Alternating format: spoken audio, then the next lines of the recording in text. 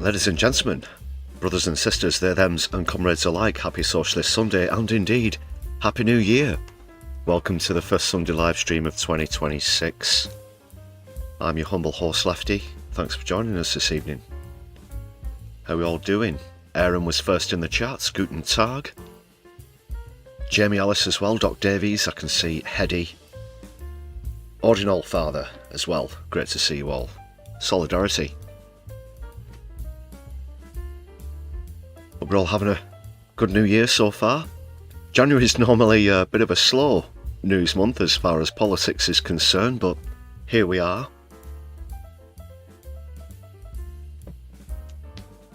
Yes, the ongoing coup in Venezuela, of course, that will be coming up this evening. New US policy, it may be yours, but we stole it fair and square and we want it back. That's more or less it's, yeah, great summary there, Odin. And the BBC as well, yeah.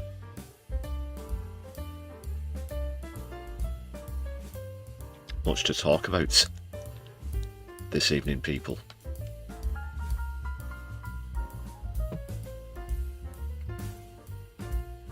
But first off, hit that thumbs up button. Please do help to publicise the content on the channel if you can. Let's get a bit of hype going as well. Share us around your social media whilst you're at it, please. Whether it's this stream or any other content that we've had out recently or one of your old favourites.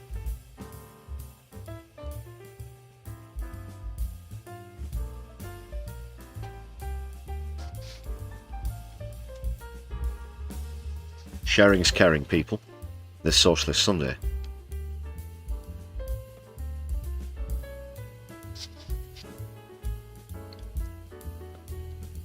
What have we had out recently? We've had the two-parter 2025 review. Please do check that out.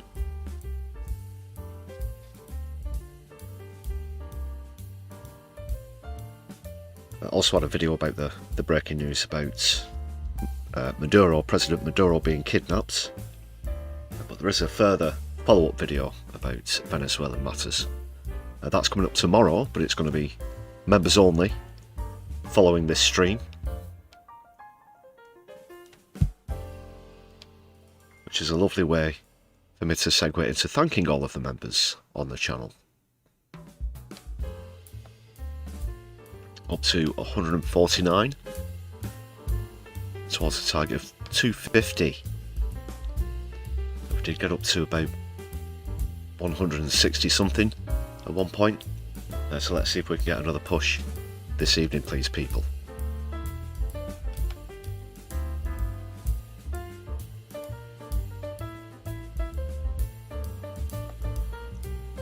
Thanks for all of your support. Super chats open if you're watching live. Super thanks if you watch it back later. And there's a Buy Me a Coffee page if you don't have the means of helping support the channel through YouTube. So please do check out the link for that in the description of the stream. Or any other content we've got on the channel.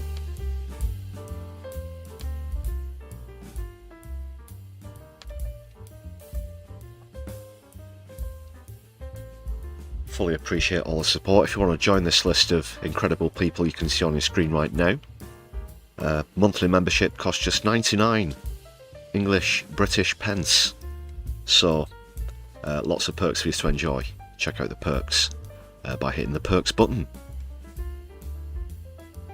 Thanks again, members. Awesome stuff. Awesome stuff as well from Herbie Ranger and the Supersonics. Our regular Sunday live stream background jazz band, take it away.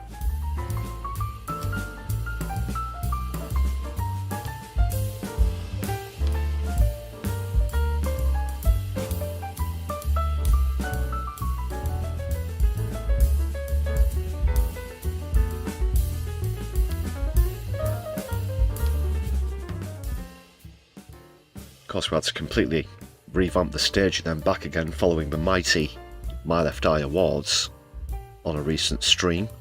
Do check that out if you want to see those accolades. Guitar guy. Guitar guy. Great to see you. Thanks a lot for the gifted membership. That cranks us up to 150. Brilliant. Let's please big up Guitar Guy in the chat, please, everybody. Big up, big up. New Year's presents. Happy New Year to you too, Guitar Guy.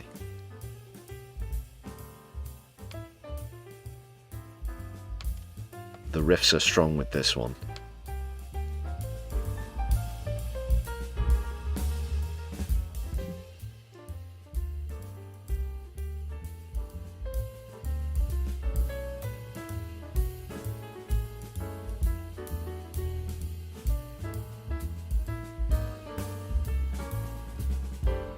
We'll step into Keith's Fondue Lounge in just a moment, as we do every Sunday here on the Sunday live stream.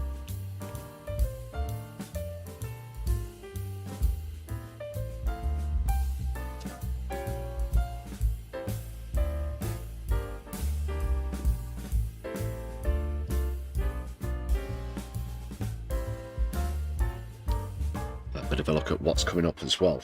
I think I've done all the self-promotion necessary. I have. I think I have. You can bet your ballot paper that you have.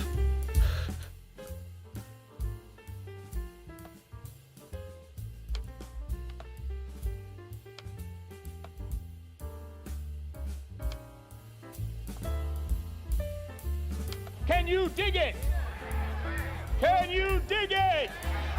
Can you dig it?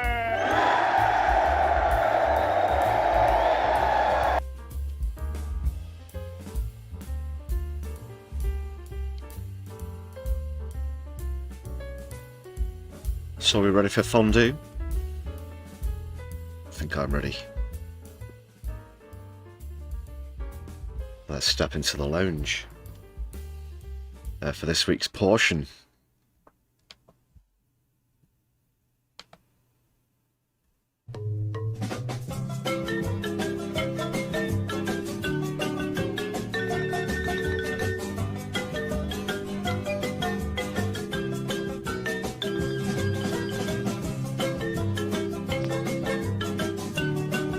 I know you're dancing, it's okay to dance. It's Sunday, have some fun.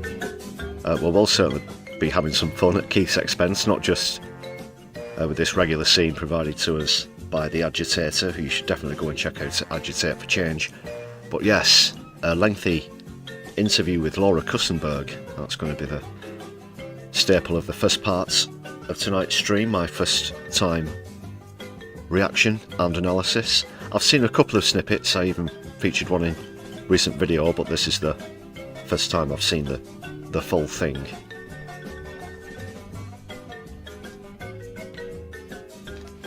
And we'll see what happens with that. Will, of course, Kussenberg be asking the relevant questions?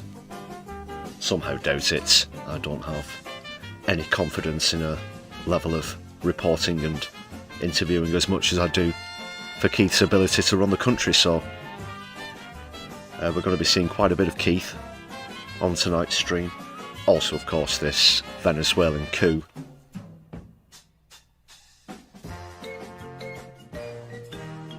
This imperial power move by Trump.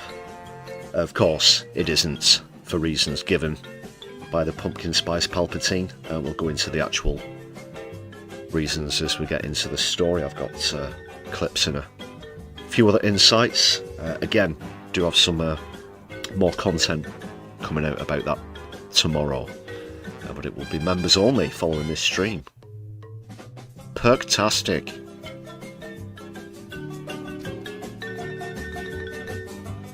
So this is Keith and Keith Fondue. Okay. After that, we'll take a look at the latest on Gaza. There's been a disclosure of a batch of statistics, which make, unfortunately, I have to say, they make for some harrowing reading. But it does go to put this illegal occupation into perspective. Viva Viva Palestina. Of course, this channel has always shown support for Palestine.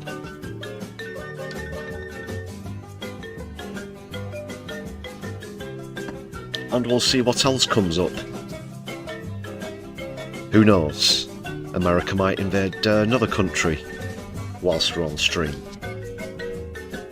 If you notice anything, keep us posted.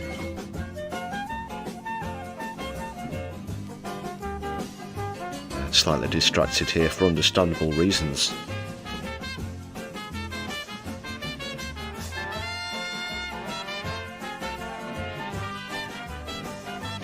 It demolishes any notion of international law. Well, we've seen quite a bit of that recently, haven't we? Mo, great to see you in the chat. Very good evening to you as well. The scary thing, Nubadoc, you're saying, the way that they've put it, yeah. Oh, we'll just run it now. It's just, you know, so nonchalantly, so casually. It is unbelievable. Have you ever heard the like?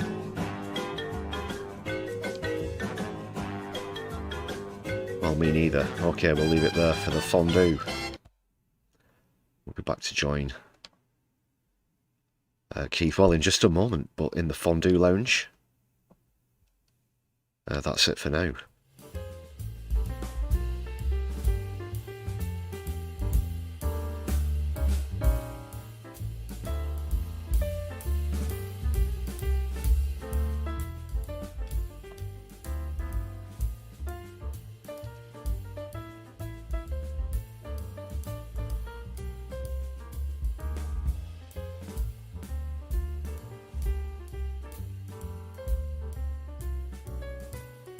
You'll be talking a lot more about Venezuela after this interview with Keith, but please do keep your opinions and chats coming in the chat. Always great to see a lively room.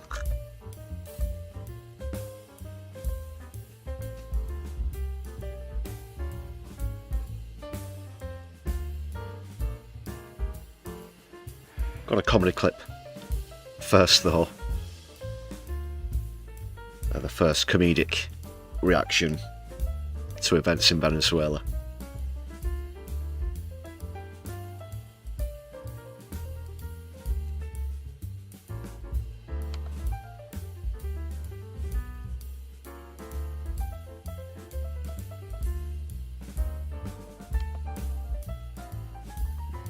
So some people have still stooped so low as to completely back Trump on this Venezuelan venture,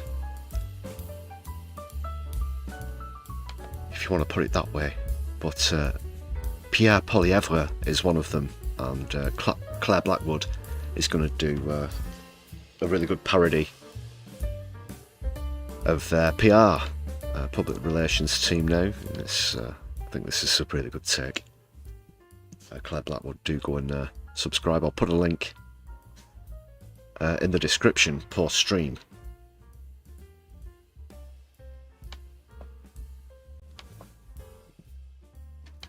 So do check that out, people. It's very good.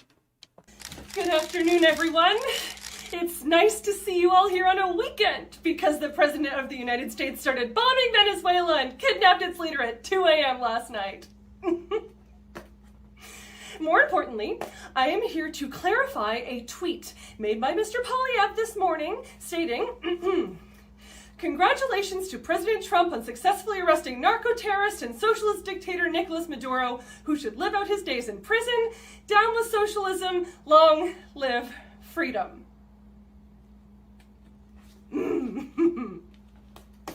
Now, to state in no uncertain terms, Mr. Poilievre supports Donald Trump in this war because socialism is bad, freedom is good, drugs are scary, Trudeau is mean, and bring Canada home.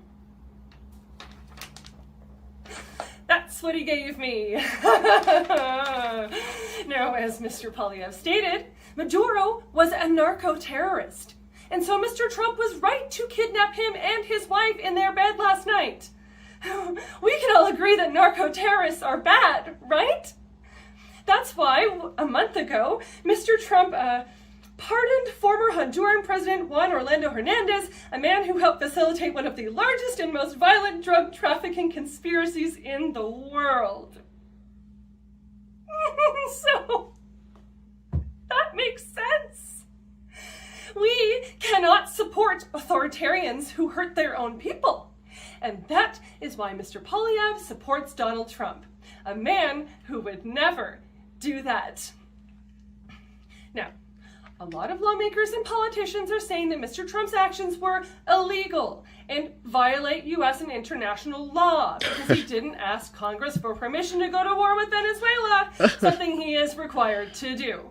Yeah. And to those very credible statements, Mr. Poilievre says,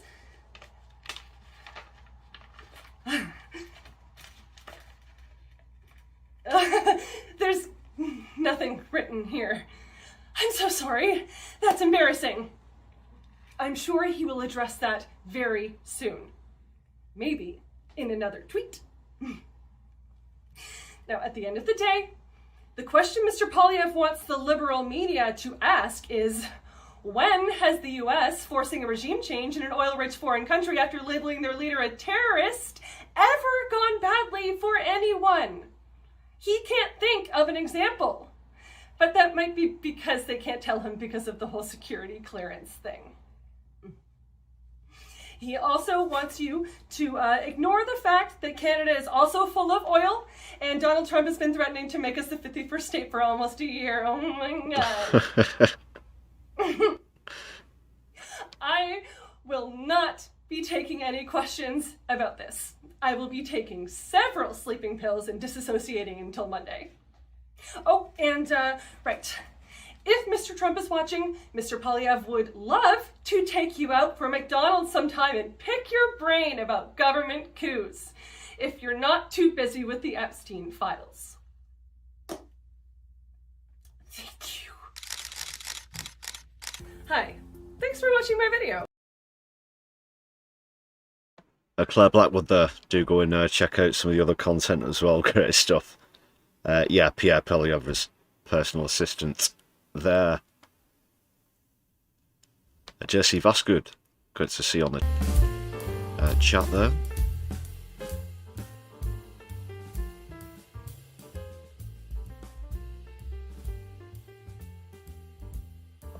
Sorry if there's some YT censorship going on there. That's out of my hands, unfortunately. The same way that yeah, names are appearing instead of avatars and so on and so forth.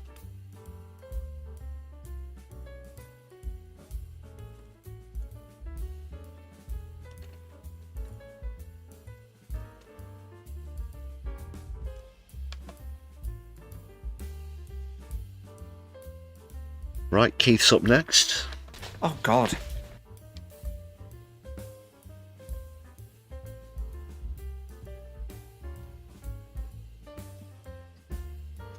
Oh, this could be the worst thing we've seen since the real-time reaction to the Liz Truss show.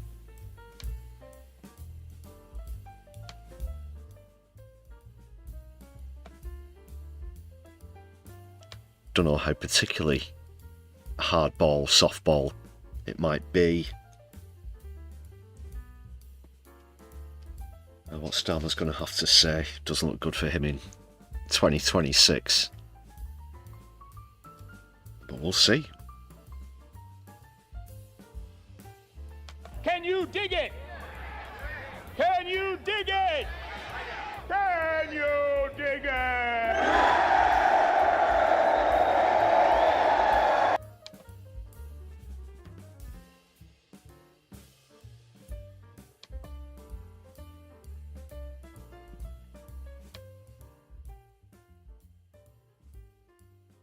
Yeah, strap yourselves in, people.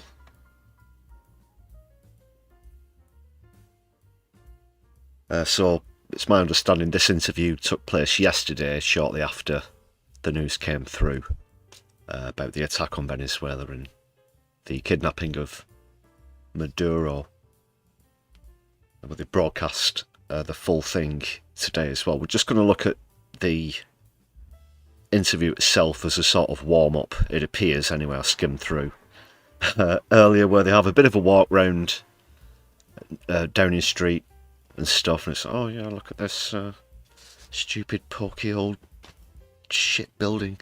So I've cut out all of that, as well as the post analysis from who they have on the panel.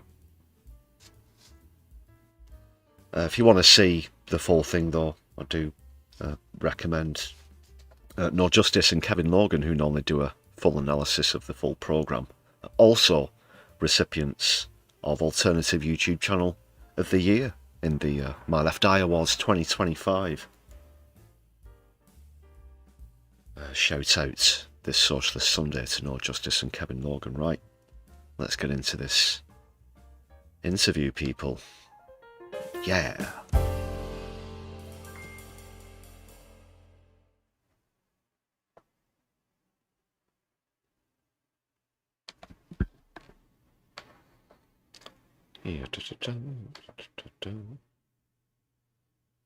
Prime Minister, 2026 could transform or perhaps even terminate your leadership. So I wonder, what's your New Year's resolution? Well, I'm looking forward to 2026. I think it's... To be fair, she came in quite strong, though, with the could possibly terminate your leadership. going to be the year when we turn a corner At least she was as honest. a country. A lot of the decisions we took in 2025 will come into force effectively in 2026. And I think that for many people who've waited... Just a quick word on the backdrop here. I'm pretty certain it would have been Keith who insisted on the duo of butcher's aprons there on the back wall. I've got to look patriotic. 16... And just before they get into Venezuelan matters, we're probably already aware, I'm certainly aware, that he did hesitate in his response to the news. So it's not so much the return of the sausages in this case, is it, Keith? 17 long years for their living standards to improve, for their public services to improve. They need now to feel the change, and that's what 2026 is going to be about. We've talked about renewing the country. That will become a reality, and each month there will be actions delivered which will make a material change to people across the country. So oh, actually, shall I set up accounts? Very quick question. Should we set up a... It won't count towards any league scores or anything. Regular viewers will know what I'm talking about, but account for the D word. Is there any call for that during the interview? Should have mentally prepared myself, really. It was bound to come up, wasn't it? Postman twat. So far it's the usual trash, yeah. Renewed Britain, that was a load of horse crap. Last year, the same as it'll be this year. Just what's, growth, deliver, black hole, plan for change.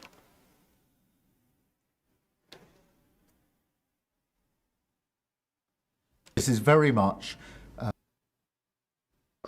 Okay, sorry. No, it's too much faff. turning the corner, whether that's on the economy, on education, on defence and security. It's a year to look forward to. It's a year that I'm optimistic about, and I think She can't wait. She can't wait to come in. How can you really be optimistic sitting there having just heard the news that Trump's done something else that could cause the opening throes of World War III? it will... Just the face. Just go back there. She can't. on education, on defence and security. It's a year to look forward to. It's a year that I'm optimistic about. She can't. She's going to explode. And I think it will reflect the hard work that we've put in already You seem to turn the country around. You seem very cheerful, and some people might be almost surprised that you're optimistic because you've had a very torrid time. I am. I mean, I thought your resolution might be that you're still sitting in that seat by 2027. Well, I will be sitting in this seat by 2027, and if this Will you long-form interview bollocks? works, we can try Will it you again in bollocks? January of next year as well. Oh, But no, you know, you're and done everyone after the watching knows that there are even some people He's done after the locals. You're done after the locals. Really, come on. Get real. on your own side who think 2026 might have to be the end. Some of them want you out. How are you going to stop that happening? Well, I think what's really important is that we They want him out are now? clear about what we have achieved already. And there's a huge amount that we've achieved in terms of the economy. Wages have gone up more quickly in the first year under this government than in the first 10 years under the previous government. But inflation's up as well. Inflation is coming down. No, it's and Bank of not. England are clear that it's on track to meet target by... It is not coming down, you fucking liar. spring or summer of this year. We've had 6 interest rate cuts in a row, so it's now dropping at a rate which is the highest pace of drop for 17 years, since the crash, in fact. And of course, the IMF are clear that Your we have the personal second, approval likely to rating have that's the dropping, second pal. highest growth in the G7. Lower than Liz Truss. On top Lower than of Liz that, Truss. Obviously, we've done a lot of work on education, on I'm already getting desperate job interview vibes here from Starmer, the way he's treating this interview. Like it's a job interview for his own job, which it isn't essentially. Lauren Kussenberg's stuck up her own arse, of course, but this won't determine his future. free school meals, on breakfast clubs, towering down on child poverty. So there's a huge amount that's been done, and that leaves out of account the cut to NHS waiting lists, gone down by 300,000, 5 million extra appointments. No, And so all people lies. They always brought in the focus on two-child best benefit cap. practice in politics, on other things. Yeah, they removed it later, but they brought it in. Look at what's already happened. We've got a lot to be very proud of. I'm really pleased that as we turn into 2026, some of the things we're legislating for that take time will now But come on it's stream in 2026, and that's why I am looking forward to 2026. And we'll I'm talk- optimistic about turning the corner, And we'll talk which a is bit- good. It's good for the country. And we'll talk a bit more. This okay. Well, how many times have we seen this? The optimistic pessimist, or however you want to put it. Well, gaslighting is another way of putting it, I guess. But if things have been going so well, then why do we need to turn a corner? Again, if there are so-called difficult choices and tough decisions to be made with fiscal policy, then how can you also at the same time be very proud of what you've achieved? Make your mind up. Has it been a good year? Has it been a bad year? Because you just spent the last few minutes waffling on with the same old phrases that you've used over the last 12 months and since you were in office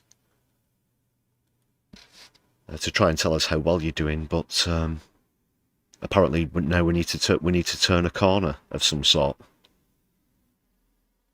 and start on the road to recovery and all these other phrases that'll throw around. But why do we need to get on the road to recovery again if we've been doing so well in the first place? Make your frigging mind up, Keith. About the economy in a second, but I just wonder if you want to acknowledge really the hole in a way that you are in, because in September we had a bit of a similar conversation. You said, look, I just need the space to do the job, give me time, you'll show people. And since then, actually, your ratings have got worse. More of your plans had to be ditched by your political decision. 18 months. Even at the Royal Variety performance, someone impersonating you was booed. Now, by many measures, you are historically unpopular, even more unpopular than Liz Truss. Do you acknowledge that at the beginning? Well, of course, Kussenberg is a Tory at heart, and she would criticise Keir Starmer simply because he's the leader of the Labour Party. So it seems that she's opening the taps a bit here and starting to get pretty strong about his personal approval ratings. Just rewind that a little bit. Let's see if she's willing to twist the knife. Decision making, even at the Royal Variety performance. Okay, never mind that. you're a shithouse, nobody likes you, no one's ever liked you, no one's ever going to like you, even bringing up the fact that he's lower than Liz Truss in that poll that we mentioned earlier. Someone impersonating you was booed. Now, by many measures, you are historically unpopular. Historically even more unpopular than Liz unpopular. Truss. Do you acknowledge that at the beginning of this year? Look, I'm not surprised that people are frustrated. I completely get that. No, not frustrated. Well, speaking personally, I abhor you, Keith. I abhor you. At a particle level, literally, at an atomic level. That's beyond frustration. Beyond frustration. Edward Sexby, welcome to the chat. Yeah, we did note the presence of the butcher's aprons earlier ourselves. But, just a bit of... It's not a bit of frustration that gets you in the polling position that you're in, Keith. Come on, this is the elephant in the room. Get real. Doesn't live on this planet if he can't address this. It's, at least even previous neolib shithouses like Tony Blair had at least a slight modicum of personality about them. It's pretty much all that Johnson had to fall back on. When he became Prime Minister, so on and so forth. A lot of people fell for that, but he doesn't have anything. He doesn't have anything to offer in terms of policy, personality, or anything else. Just completely lame. Just completely lame. The truth is, since the crash in Tangent alerts. most people haven't seen their living standards improved. They haven't seen their public services move in the right direction. They've seen them move in the wrong direction. Because, oh God, you coming from the guy who put up bus fares by 50%, coming from the guy who doesn't even want to entertain the idea of nationalising electricity, water, for example, mail. Just how did this happen? How did this happen? The public services haven't been as good as people would have hoped. Well, fortunately, we've been immune from that here in Manchester with, as I've mentioned before, Burnham freezing bus fares, but for most of the country, at least a 50% increase. You're talking about yourself. And they've lost trust in politics. So when we went to the electorate Lost trust in in you. 2024, saying our manifesto pledge is change, many people said, yes, I want that change. Our manifesto pledge is change.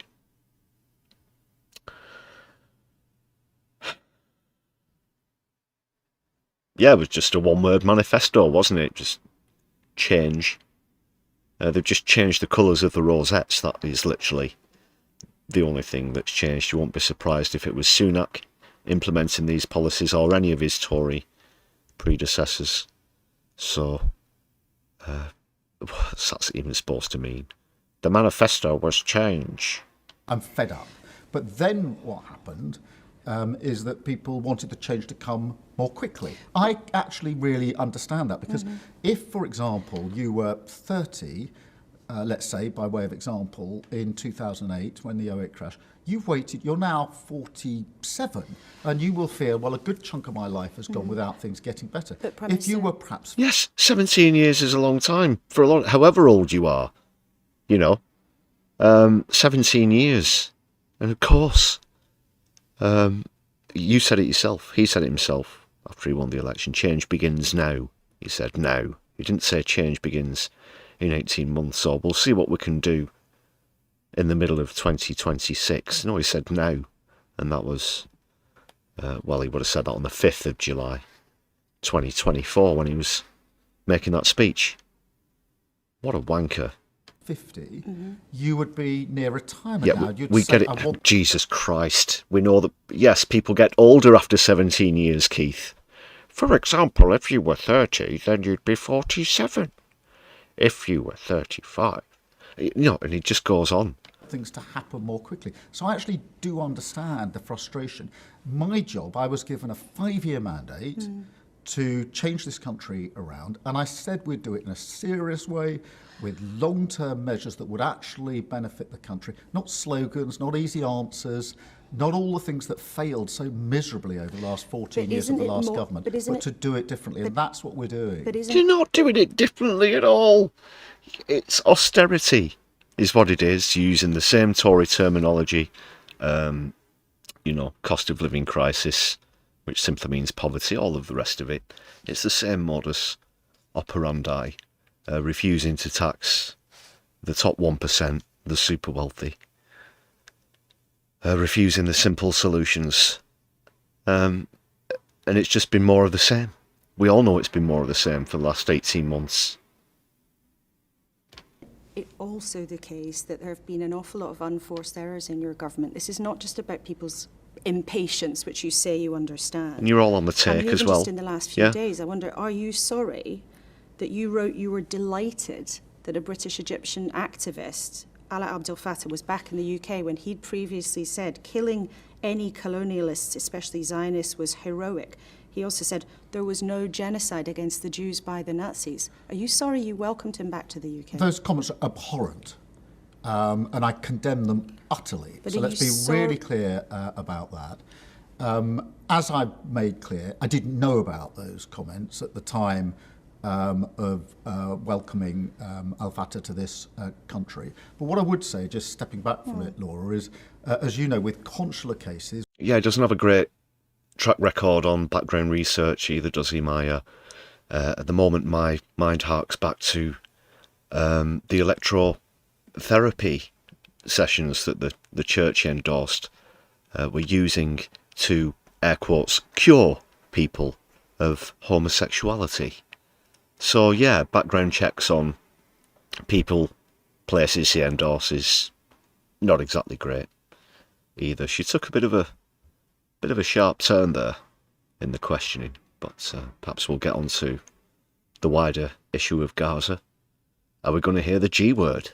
Who knows? Probably not. This is the BBC. One of the jobs of the British government, all British governments, not just this British government, where someone is being treated in an improper way in another country, if they're a British national, is to take action to try to alleviate that situation. And that's why I acted in this case. And what about the British nationals that were on the Samud flotilla, Keith? Didn't hear you say much, if anything, about them. Actually, previous prime ministers acted in exactly the same way in the actions they took to try to get him released, because that's what happens in consular cases. But it's almost impossible to understand that no one in the government had bothered to check what he'd said before, and then that the prime minister of this country said... Sorry, I just have to go back there. It's been frustrating me for some... What is this thing that is between them there?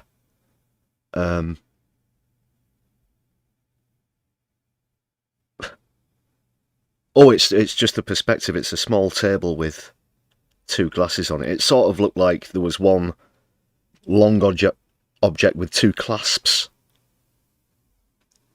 Balancing on something. Sorry, it's just a trick of the light. But it's almost impossible to understand that no one in the government had bothered to check what he'd said before, and then that the prime minister of this country says he's delighted to welcome somebody back who'd expressed those views. Are you sorry you did? Well, of course I regret that, and your point that somebody in government should have known is one I've made myself to the appropriate team. It's just a Holocaust denier. Yes, maybe we should have had a look into it. Fuck me. Because I do think I should have been made aware, and I wasn't made aware, and that is a failing within the system. Which... Oh, God. Is it going to be like this the whole way? And what should have happened? It should have been a good thing, and it was the bad thing. We should have known. And the problem in that situation was that we didn't actually know. But we really should have. And back and forth. It's so tiresome. Which is why we're carrying out a review. But to meet your challenge, yes, it's a failing within the system. It shouldn't have happened. And I wasn't very pleased about it when I found out. Hence, we're taking remedial action. Let's then talk about the economy in a bit more detail. You've already referenced it. Now, you promised that you would use the power that you have in this building to get the economy growing. But on one of the most fundamental measures of that, it's becoming harder for people to get a job. Unemployment is going up.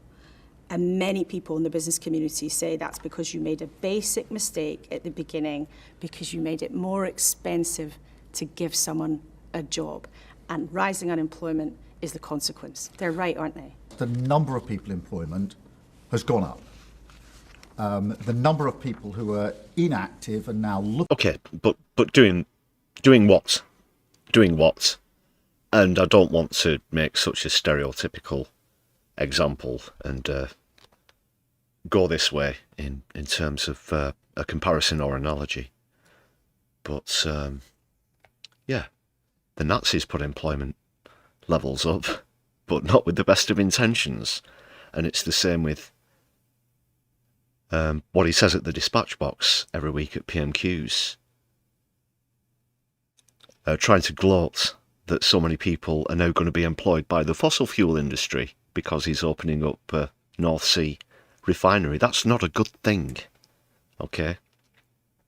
Simply, and he's cooking the numbers anyway. He's always cooking the numbers, whether it's NHS waiting lists, unemployment levels, etc.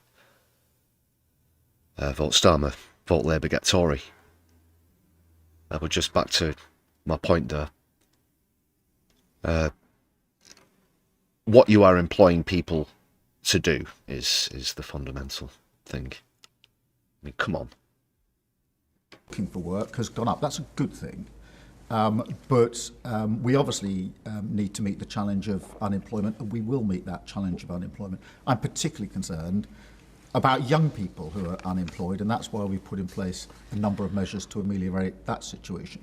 But I've long believed that on the economy, Name one thing you're doing to help out the kids, Starmer. most important thing was to stabilise, to make sure that we've got growth in the system, which we hadn't had before, and that's why I'm really pleased the IMF, which looks across the board at different countries, is likely to predict that 2025 we were the second highest growth in the G7. We're creating the conditions for further growth, and for me that's the most important just thing a for the rich economy. man's dick measuring contest, Keith. Why do the very It's no latest figures show that we true have the lowest yardstick for how investment well a rates of society's doing. countries? That's what the latest figures say. And again, on that most basic way that people experience the economy, their job, trying to find a job, that's becoming harder. You say you'll meet the challenge of that. What does that mean? How are you going to help? We've had record private investment into this country, £250 billion, which is a record. And of course, we've put in £120 billion of capital funding from the government. At the same time, we've changed the rules on planning and infrastructure to make it easier for infrastructure projects. And again, if you look at, That's how you get another Grenfell, Keith, with deregulation. It's not a good thing to cut all of the red tape and speed up these disasters in waiting. Is that having an impact on the confidence of business? The FTSE ended on an all-time high in 2025. But we're not all fucking stockbrokers, Keith. Jesus Christ. You get with it. It's, food on the table, schooling for kids, NHS. This is what people care about. Most people in the country aren't rushing out to check the stocks in the FT every morning or logging on to FT. Whatever. Just the boardroom talk and the way it doesn't. This doesn't relate to regular people whatsoever. It doesn't connect with the wider public, and that's one of the elements, one of the main elements why he's so unpopular in the first place. It's not, oh, look, kids.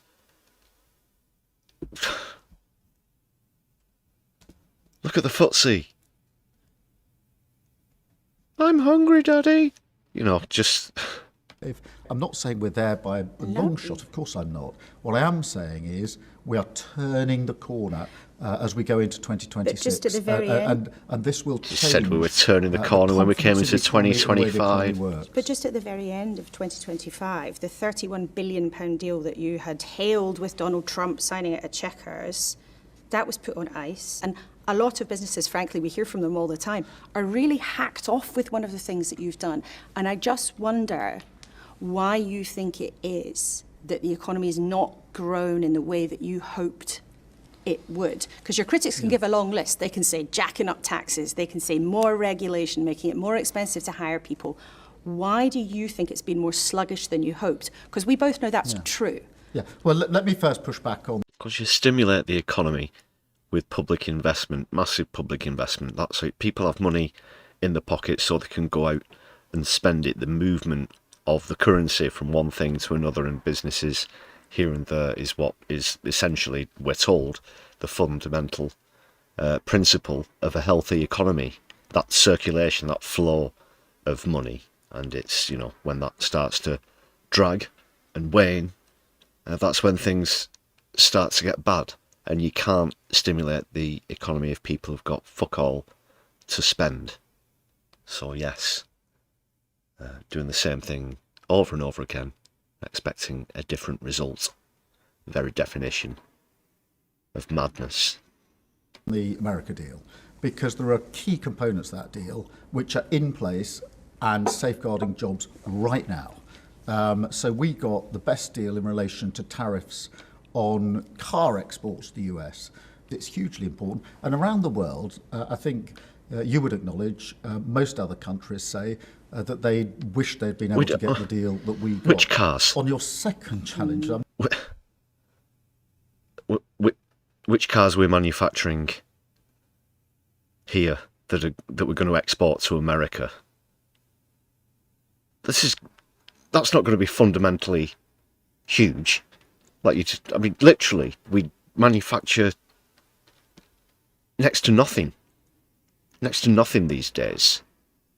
We certainly don't manufacture anything that they can't get domestically. Yeah, we might have a few Tesla factories, but of course they've got them there in America, so they don't need to import. So what vehicles exactly are they going to be buying from us that we're producing here in the UK that's going to be so fundamental to the economy that it turns us round that corner, Keith? There isn't one. There isn't one. I know there are plenty of people who say in relation to tax and the economy, I wouldn't have done that. It's a bit more than that. They're really hacked off. Even some pubs are banning Labour MPs from being allowed in. Hear me out, because well, he's got some experience with that himself, of course, doesn't he? Or the easy question on the economy is get out my pub, you slag.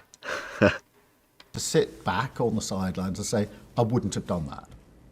The question that counts, the only question that counts is, if you wouldn't have done that, what would you have done instead? And that's the question nobody wants to answer.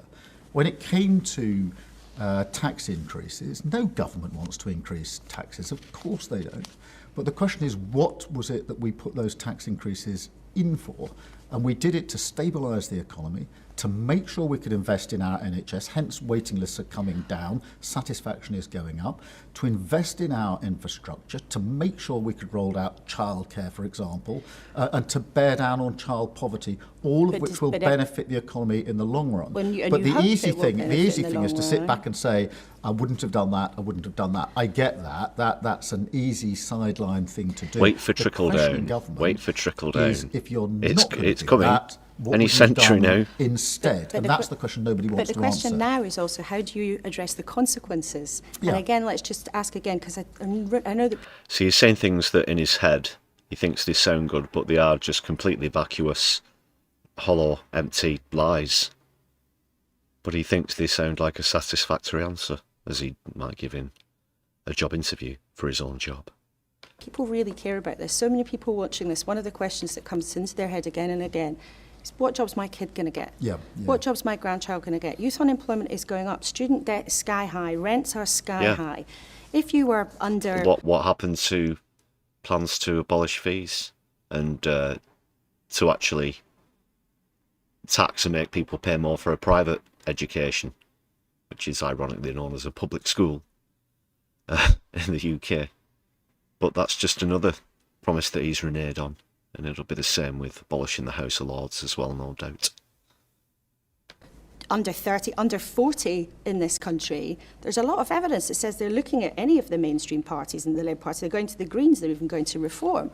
Why would a young person look at your government and think, you know what, they've got my back? Because we're laser focused on young people and giving them the future that they deserve. Laser focused. And we've done a number of... how many number one priorities have we had? How many, laser-like focus he's now saying. Everything's the top priority, everything's the main focus. Whatever the question is.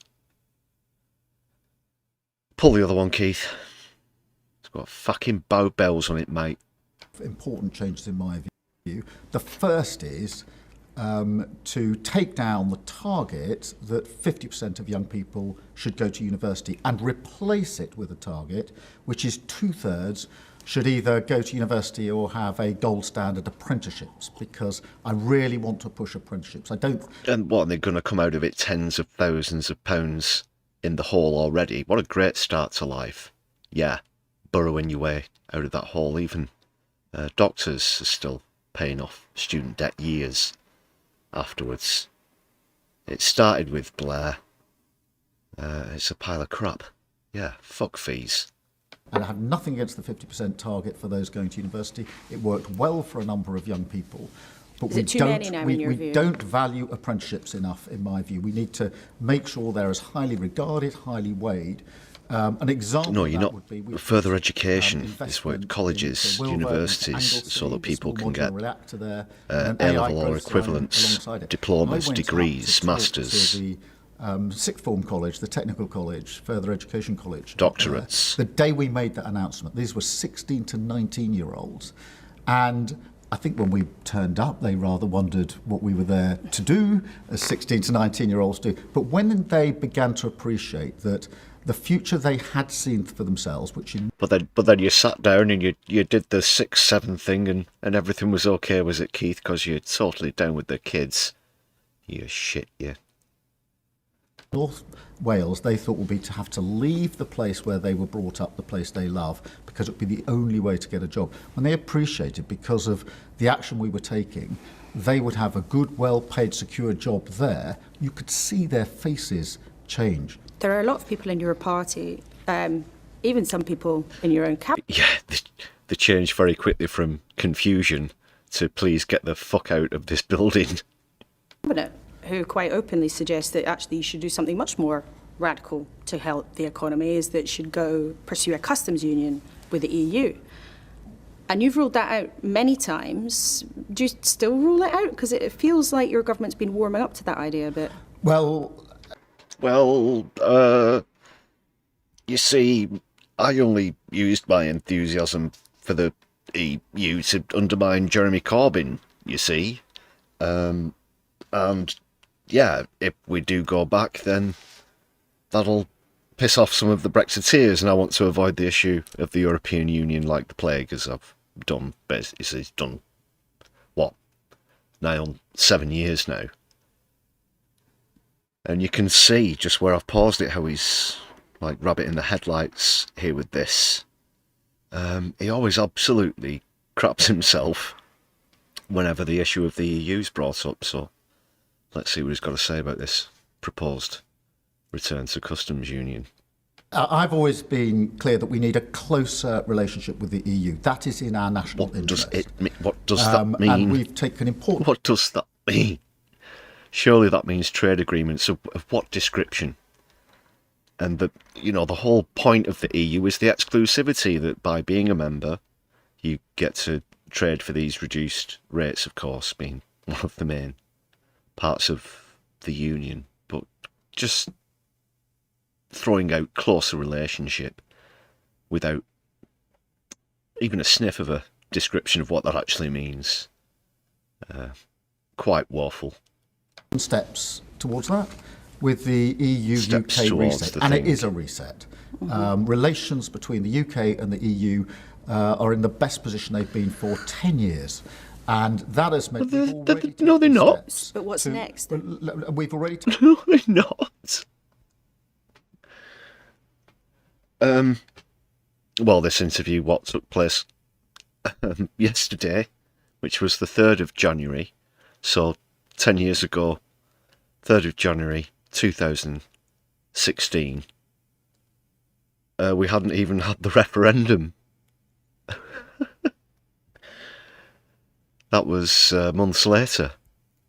So no, we've not got the best relationship that we've had with the EU for 10 years, and then the whole debacle, and it went on for years and years, and it felt like forever at times.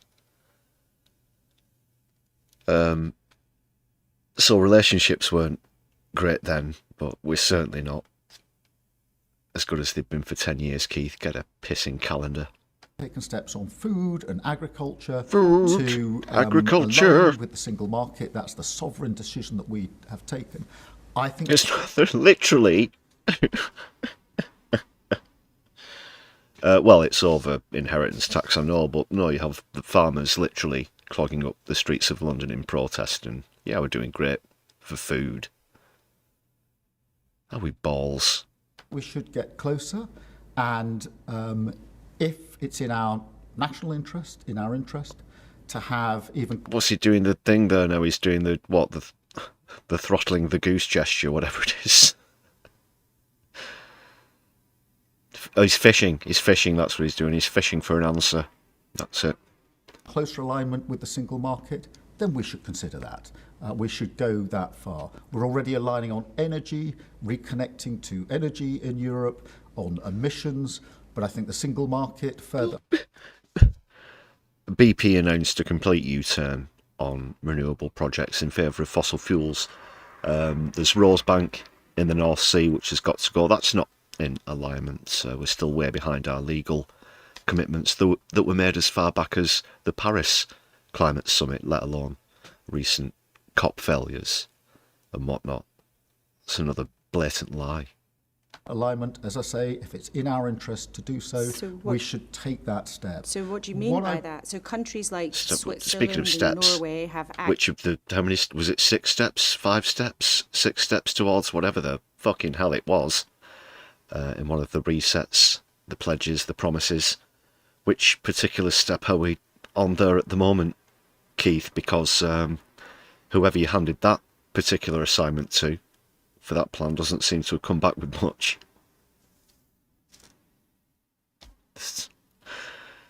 Oh God, I can't even remember.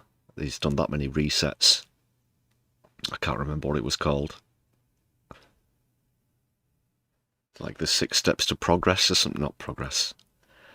If you can unfortunately recall what it was, let me know in the chat, please, people, and make sure that you've hit the thumbs up button. Whilst you do so, I'll be much obliged. You're watching the Sunday live stream on my left eye. access to the single market, which is one of the biggest economic trading zones in the world. A very important one. But leaving the single market was one of the cornerstones we're out of it. leaving the EU. So what exactly do you mean by being closer to the single market? So Because what anyone we- else who has Oh, access God, I mean, has yeah, to follow their Complete rules. alignment Yeah. with And they Kussenberg also here, have which to is allow a for strange the feeling, people but and she's on my unlimited number of wavelength. EU citizens But who it is come like shooting once fish in a again barrel, live I in this guess. country. So what exactly do you mean? So what I mean by that is, if you look What at do the you deal mean? we've already done with the EU, What? No, we've undone the deal. We've left. That's, we've signed off. We're out. We're out. We're out. We've not done a deal, particularly. on food and agriculture, we're aligning our rules so that we can access the single market. So that's a sovereign decision that we've made as a government, that it's in our interest to do so. What I'm saying is there are other areas where we should consider whether it's in our interest to do the same and align with the single market. Now, that needs to be considered on a sort of issue by issue, sector by sector basis. But we've already done it with food and agriculture, and that will be implemented this year. That'll be another turning the corner moment as we get closer. But what would you be willing to give up if you make the judgment that, you know what, it's best for business to align in a different industry, whether that was in, you know, car manufacturer or whatever, what would you be willing to give up and what would you be willing to pay? Well, car manufacturing. We take a sovereign decision whether we align or not. And where it's in our interest to do so, that's a sovereign decision. But you know that Brussels drives a hard bargain. They're not going to give you anything for free. Well, no, I accept that. But we've made good progress already. I think it's in our national interest to go further. What I would say about... Well, yeah, especially if you get more than you put in. The customs union is that I argued for a customs union for many years with the EU. But a lot of water has now gone under the bridge. I do understand why people... I'd put 5 people in steps. Not those steps. People are saying, wouldn't it be better to go to the customs union? I actually think that now we've done deals with the US, which are in our national interest. Now we've done deals with India, which are in our national interest. We are better looking to the single market rather than the customs union for our further... India's a lot further away than Europe. ...alignment, and it wouldn't be in our interest now to give up. Would you be willing to revisit freedom of movement, allowing EU citizens with no limit to come to the UK again? No, but we are looking at a youth mobility scheme which will be for young people to travel, to work, to enjoy themselves in different European countries, to have that experience, both our young people going to Europe, Europeans coming here. We've committed to that in principle. That is a good thing. I do think young people should have that opportunity. No, incredibly. That's incredibly poor. What are the numbers? What are the ages? What's the duration of the scheme? And it's going to cost £570 million. Well, no, we're in the negotiations with the EU at the moment as to what that looks like. But have we committed in principle to young people having a limited period of time when they can travel and work and experience other European countries? Yes, we have. I think that's a good thing. That is not the return to freedom of movement. We're not going back to freedom of movement. But I personally think that young people having that opportunity is a very good thing. Many people listening to you saying we need to be closer to the EU. Jeez. It's a very good thing. We're not going to do it. Yeah. For a lot of people who voted to leave the EU, who voted for Brexit, many of whom then voted for you in 2024, they're going to think, hang on a minute, you're betraying the very things that you voted for and you misled them, because now what you're suggesting again is that it's your political judgment to creep back more closely to the EU. That's what this is, isn't it? No, in our manifesto we're very clear about this. We said that we wouldn't rejoin the EU, but we would seek a closer relationship with the EU. That is exactly but you're talking about what we're getting doing. closer. Well, you didn't say anything like that when you were stabbing Starmer in the back, did you? Mr. Second Referendum Coup bastard. The single market. Exactly what we're doing in accordance with our manifesto. And that's the right thing to do. And we're not trying to reverse the referendum. One of the reasons we've been able to reset not the this EU time. is because No. both we and the EU have decided we're not just looking back and Reversing picking over the referendums is bad, bones isn't it? of Yeah. Brexit. We're now looking forward on this. Tosser. But what I would say is this, that what is becoming Grade increasingly A apparent tosser. is the falsehoods that were peddled by Nigel Farage and others at the time of the Brexit referendum. That promise that all you had to do was leave the EU and immigration would go down. Then we had the Boris wave where it quadrupled. All you had to do was leave the EU and you'd have £350 million a week for your NHS. Well, it hasn't materialized. All you'd have to do is leave the EU and all your red tape would be gone. Tell that to any business that's trying to trade with the EU. So our manifesto promise was not to reopen this, not to seek to rejoin the EU, but to have a closer relationship. That is in our national interest, and that is what we're pursuing. And because of the way that we're conducting this, which is not shouting and screaming and the politics of melodrama, but just quietly, seriously getting on with the diplomacy, we have got a much better relationship with the EU, much better trading relations, much better understanding when it comes to defence and security. You sound relaxed about raising this issue again when it's been a very toxic issue in British politics for a long time. You mentioned their immigration.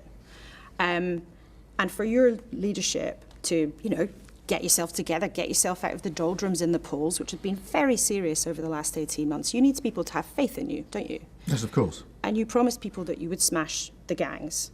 Now, the numbers of small boat crossings actually has started going up again. The number of people being housed in asylum hotels, which you've condemned as a terrible idea for everybody concerned, for those asylum seekers and the communities involved, the numbers have been going up again. You're not remotely succeeding in your mission to smash the gangs, are you? I mean, even you say asylum hotels where your promise is to close them by the end of the Parliament. That's 2029. It's another 3 years. Well, on asylum hotels, If he thinks he's going to be Prime Minister in 2029, he's got another thing coming as well. at their height, there were 400 hotels, and now there are about 197. But there now, were some people. of that was before we came into power. I acknowledge that, but I think it is important with the hotels to just remind ourselves what the sole cause of the hotels was. The last government didn't process asylum claims. This was an absurd policy.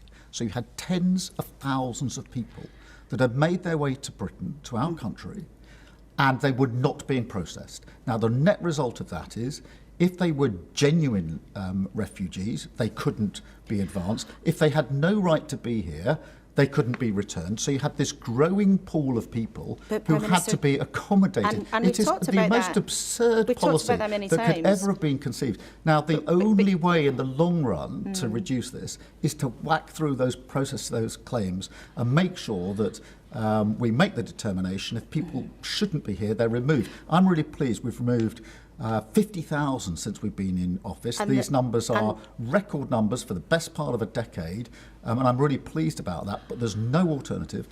I have said I want to end asylum hotels by the end of this Parliament. Which Well, that's is what our another manifesto 3 commitment was. years. No, I know, and therefore I've said to the system, to the relevant departments, I want to see that brought forward. Or I to want to when? shorten that. To when? She initially asked him how this is going to drag him out of the doldrums in the polls. I'm not hearing anything that's going to be effective where that's concerned. Evidence of that, because the frustration of taxpayers that because of a mess left by the last government, we've got tens of thousands of people who Just double down on immigration again and see if that works again. because the last government wouldn't process their claims. But that's- not good enough. but that's interesting. And we need to, I think, advance on the closure of asylum hotels. This year? Where it was, well, I don't want to set a date, Laura, until we're absolutely sure that we can meet that date. What I do want to say is I'm determined we'll close them. And I have pushed the departments to say, I want to see that timeline brought forward. I want to see this happening more quickly. And as we turn a corner into 2026, you'll see evidence of that. Turning the corner is the phrase of the day. While the management of all of these people has proved incredibly difficult for the government, the rhetoric and the future proposals about This is as bad as I'd hoped, I do have to say. certainly boiled up under your new Home Secretary. Your government might Despaired. deport the children of refugees who've been born in this country, who've known no other home.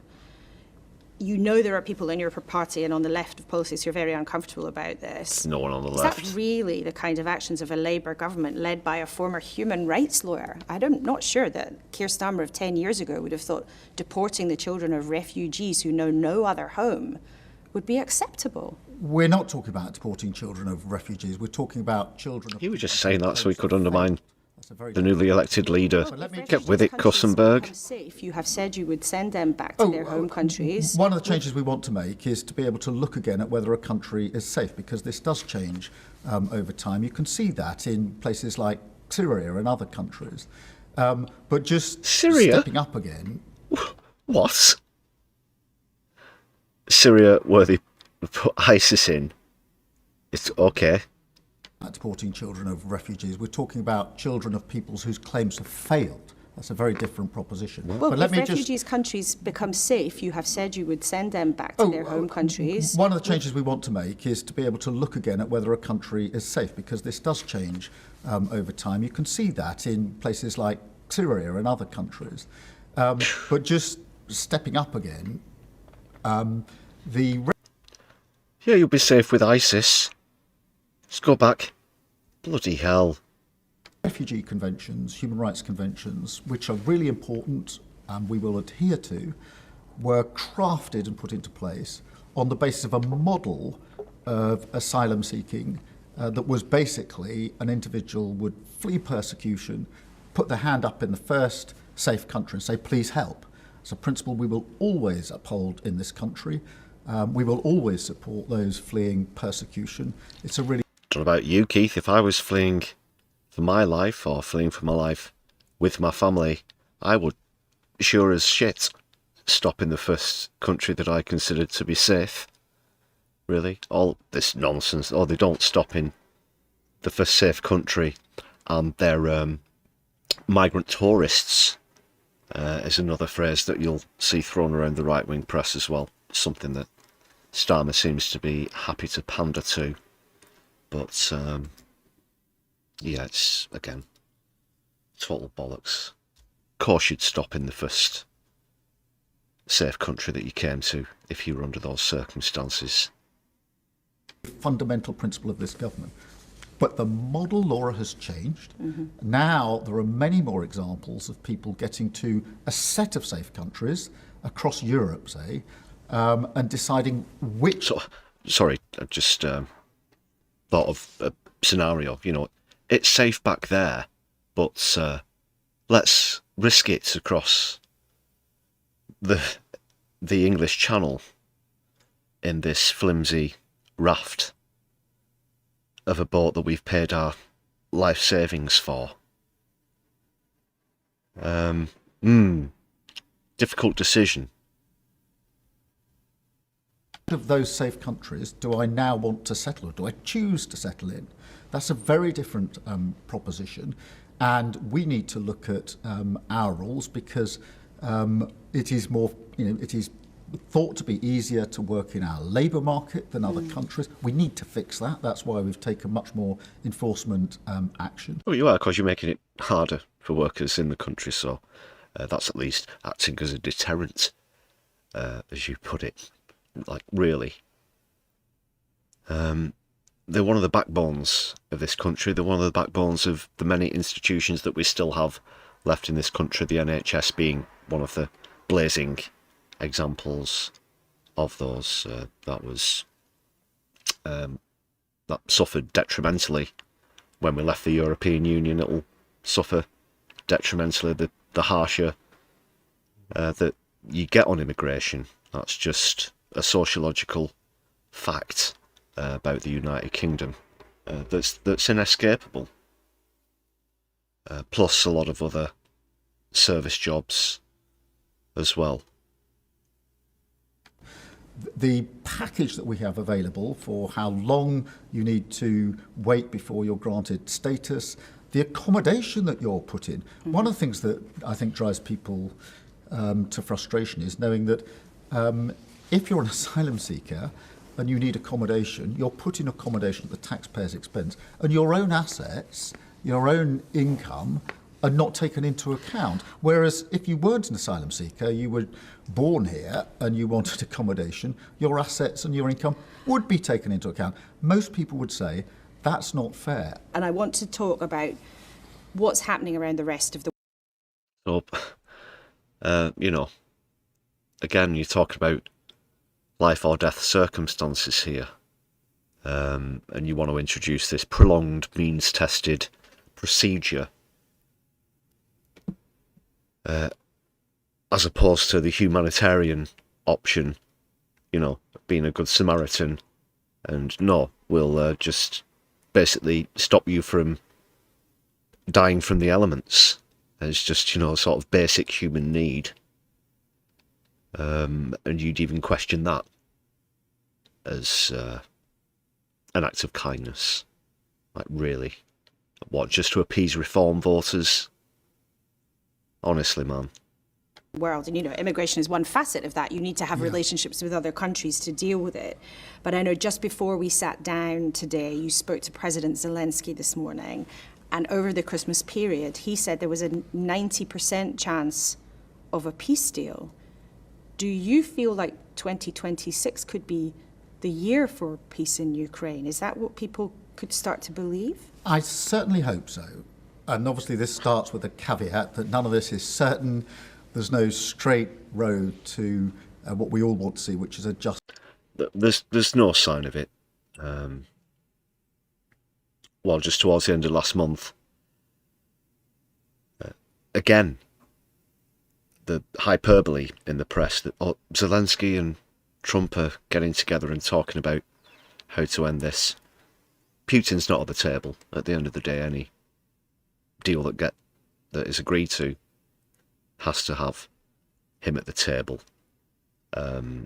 Ukraine are fighting a losing battle at the moment. The sanctions on Russia aren't having the effects that America thought that they would. For example, there's no sign of the end of this in sight. So, no, I don't think 26 looks particularly positive for this situation. And lasting peace. I did speak to President Zelensky just an hour or so ago. I think that he's right in saying we're 90% of the way there, so that is a good thing. I think that we're probably closer now than we've been for months, if not since the beginning of this conflict. No, essentially no one wants to say it, but it's almost inevitable that Ukraine might have to concede some territory. The Donbass region probably being the most obvious. And the deals that have recently been put on the table essentially just are a Putin wish list. That's how easy it's been for Putin to play Donald Trump in this whole situation. He's played him like a fiddle. That's undeniable. That's only going to carry on with a Trump White House. As I say, there's always a caveat with me because we can't be certain. Let's not forget £100 billion Keith's pledged to Ukraine. Let's not forget that one either. 100 billion. What is really important to Ukraine, to Europe, and to the UK is that any deal, if it's reached, sticks and is lasting. And do you believe that America, alongside European allies like the UK, will stand ready to give a security guarantee for 15 years, 20 years? Even President Zelensky said he wants 50 years. I think that we're much further advanced on that issue than we were ever before. So serious progress on the American and on the coalition of the willing.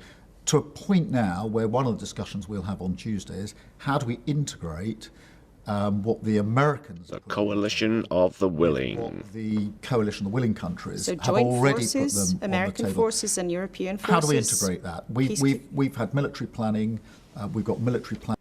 On just it's slightly off topic before I forget to mention later on in the stream, but the operation to kidnap President Maduro of Venezuela was carried out by the Delta Force, which is almost like I don't know, like a bygone era American TV show. You know, that they might still show repeats on, maybe from the 1980s or something. But Delta Force, yeah, coming again to save the motherfucking day, yeah. Plans in place. So the question we're now on is how do we integrate those security guarantees? That's a long way further forward than we were when we set up the coalition of the willing. The other sticking point, of course, is territory, and Donetsk in particular. And I'm really, really clear. Yeah, they're going to lose Donetsk. You know, I don't like Putin. I don't like Zelensky. I'm just looking at this objectively. If you asked me for my honest prediction, unbiased, I guess, because I don't have a horse in this race, that's for fucking sure. It's like watching two thugs having out at the car park, but on an international scale. I guess arguing over who owns all of something. But, yeah, Donbass is almost certainly going to go. There's no way, you know. It's either World War III. It'll pretty much boil down to it's either going to be World War III or Ukraine gives up Donbass, and I don't know how long America and all this coalition of the willing can be bothered to try and delay that. We'll have to see, because yeah, we do have the international military complex pumping away, but there's only so much that other governments will be willing to do. Of course, the United States of America will hold most of the cards where this is concerned. Excuse me, people, for some reason, ceremoniously at 10 to 9 at evening, some fireworks have gone off close by on this chilly night here in Manchester. My left eye, Sunday live stream. Of territory have to be for Ukraine.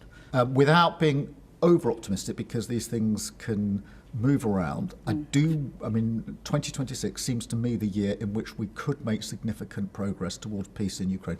And what a difference that will make to the United Kingdom, because people often say to me, well, you're spending a lot of time on Ukraine, what about the issues back at home? They're directly linked. So to take energy... Yeah, in terms of the cards, I meant with who's pumping the most money and resources into Ukraine. In the overall scheme of things, of course, Russia, it has to be said, have a pretty big heap of cards as well. Costs. But, oh God, but who's got the Trump card? Fuck off. They doubled at the beginning of this conflict back in this country. They're still 40% higher as a result of the conflict. So every month through the letterbox, people are paying more because of the conflict. So it's in our interests to find a lasting, peaceful solution to this conflict. And you've certainly devoted a lot of time to that. But to bring this dreadful conflict to an end, to stop missiles falling from the sky onto the heads of people in Kyiv and Kharkiv and Donetsk and the Donbass, and also to stop the death of... Divinity, good evening. Celebrating 17 months of membership. Nice to see you on stream. Solidarity, Socialist Sunday. And if he does, doesn't that send a worse message of all to Vladimir Putin? Doesn't that reward him and he will simply look elsewhere? We have to be really careful with Putin. He has ambition, and he's put that into action. And the lesson we know is that if we don't have strong security guarantees... I think this Putin might be a bit dodgy. We may have a pause for months or a few years, but he will be back at it. It has shone a torch, in my view, on the question of whether Europe has done enough in its own defence and security, not just on Ukraine, but more generally. And hey, Laura, are you going to ask him about the Epstein files? Just wondering. We've been found wanting. And I'm a big advocate of the Euro-Atlantic Security Alliance. I think it's the most important alliance the world has ever seen post the Second World War. I'm never going to choose between the US and Europe, but do I think we become over-reliant on the US? Yes, I do. And I think it's time that as European leaders, we stepped up on defence and security and intelligence, not just the amount we spend, but how we collaborate and cooperate. And of course, that now involves energy and cyber, because you can see how Russia is operating. And you've been incredibly clear always that Vladimir Putin's attack on a sovereign country of Ukraine was wrong and ought to be condemned. And does that take us on to Venezuela then, Laura? Perhaps? So here's one for you, Keith. You fucking hypocrite. What about President Trump's attack on a sovereign country of Venezuela? There are all sorts of horrors that we know about President Maduro's government, but for America to strike that country and then capture its leader, that's an action against the sovereign state that surely was kidnapped in the face of international law. Well, at the moment, it's a fast-moving situation. We know those facts. So this is the clip that I used. You have seen the next minute or so, whatever it is, of this part. And the, well, we had nothing to do with it. No.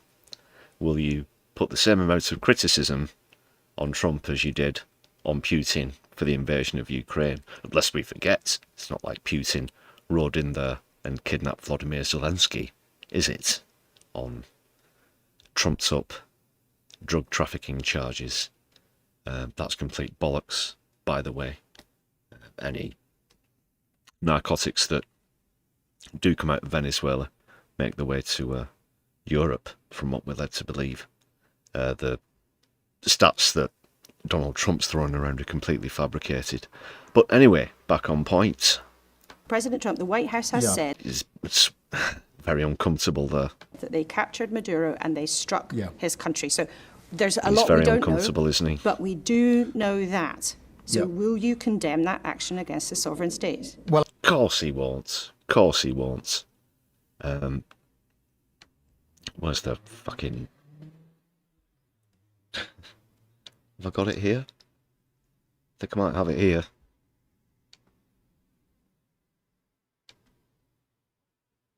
There we go. There we go. Let me get those notes for you, Master. I'll pick those up for you, Donald. Look at that, you know. If we need to remind ourselves, you can fucking lick his boots while you're down there as well.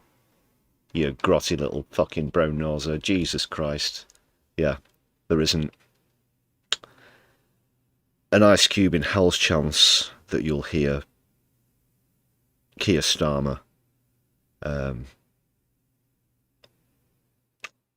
what's the word I'm looking for? Properly address and criticise Donald Trump. I mean, that sums it up. What a cretin. I want to get all the material facts together, and we simply haven't got the full picture. It's all over the fucking news. Pick your phone up. It's even... Okay, the political editor of the BBC is conducting this interview. It seems that she, even though in this sense it's Laura Kussenberg, knows more than you about the incident. What has been described is pretty asserted as a fact at this point. So saying that you need to wait for information, it's just so pathetic, isn't it? It just really is. And then he comes on in a minute to the, we've got to wait for the press conference. Keith's just got to sit around and wait for the press conference like the rest of us. At the moment, it's fast moving, and we need to piece that together. I can be really clear with you that there was no UK involvement in this operation, and obviously we're working in relation to British citizens and nationals who are there with our embassy. But we need to establish a full picture. I then need to speak to President. There's something like, I think I read it was 500 British, which is quite low for a country of Venezuela's size. But 500 British nationals in Venezuela at the moment. Trump, I need to speak to our allies, but I don't shy away from this. Unless that stat was for Caracas specifically. Correct me if you know either way. Sorry, I'm just remembering some stats I took a fleeting look at earlier. Forgive me for not properly memorising them. I've been a lifelong advocate of international law and the importance of compliance with international law, but I want to ensure that I've got all the facts at my disposal. Okay, so Maduro was in bed. It's like 2 a.m. The American army are there. They say, whatever American, you know, get the fuck out of your bed, asshole.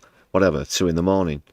And take him against his will is the pertinent point coming on to here, into an aircraft of some kind, and illegally render him, transport him to New York, New York. So good they named it twice. That's pretty much what has happened. It was very well established within the press by that point, and surely you can deduce from those facts that it's a kidnapping, an illegal rendering of a human being, Mr. Human Rights lawyer, director, former director of public prosecutions.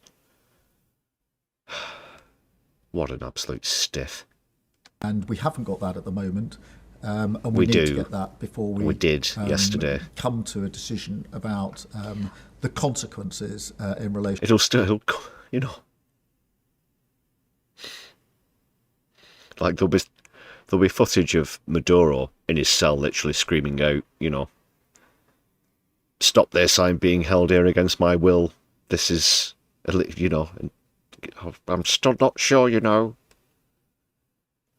just going to have to gather more facts. How many facts do you need, Keith? To the actions that have been taken. But we do know enough here that the US, by its own admission, has struck a sovereign state. They have captured the leader of a sovereign state. Other political leaders in this country have already condemned it. Even Nigel Farage, who I know you have a very dim view of, has said it's probably against international law. So can you say that? Well, I want to, with the government, we take this very seriously. I want to establish all the facts.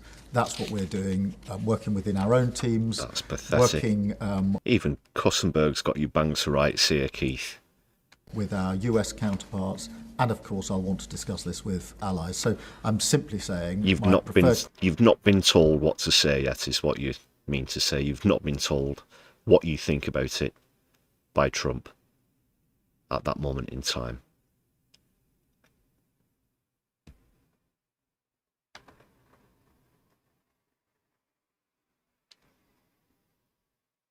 course of action is to make sure I've got all the facts at my disposal in relation to this, and it's fast moving. We clearly haven't got those facts at our disposal at the moment, and I want to be in that position. But I know that you worry about global turmoil in all sorts of different ways.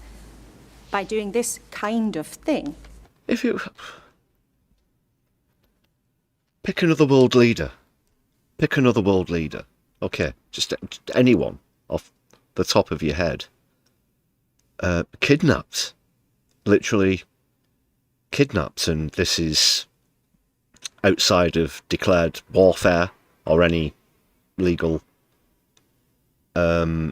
circumstances like that. Of course, it's not the first time that America have rendered heads of state, Saddam Hussein, for example, but that was after war was officially declared. There are certain procedures that you have to go through. This wasn't agreed upon by Congress in the United States either. So even if you're not massively familiar with American law or American political process, let's say it had been a European leader, how would Keith feel about it then?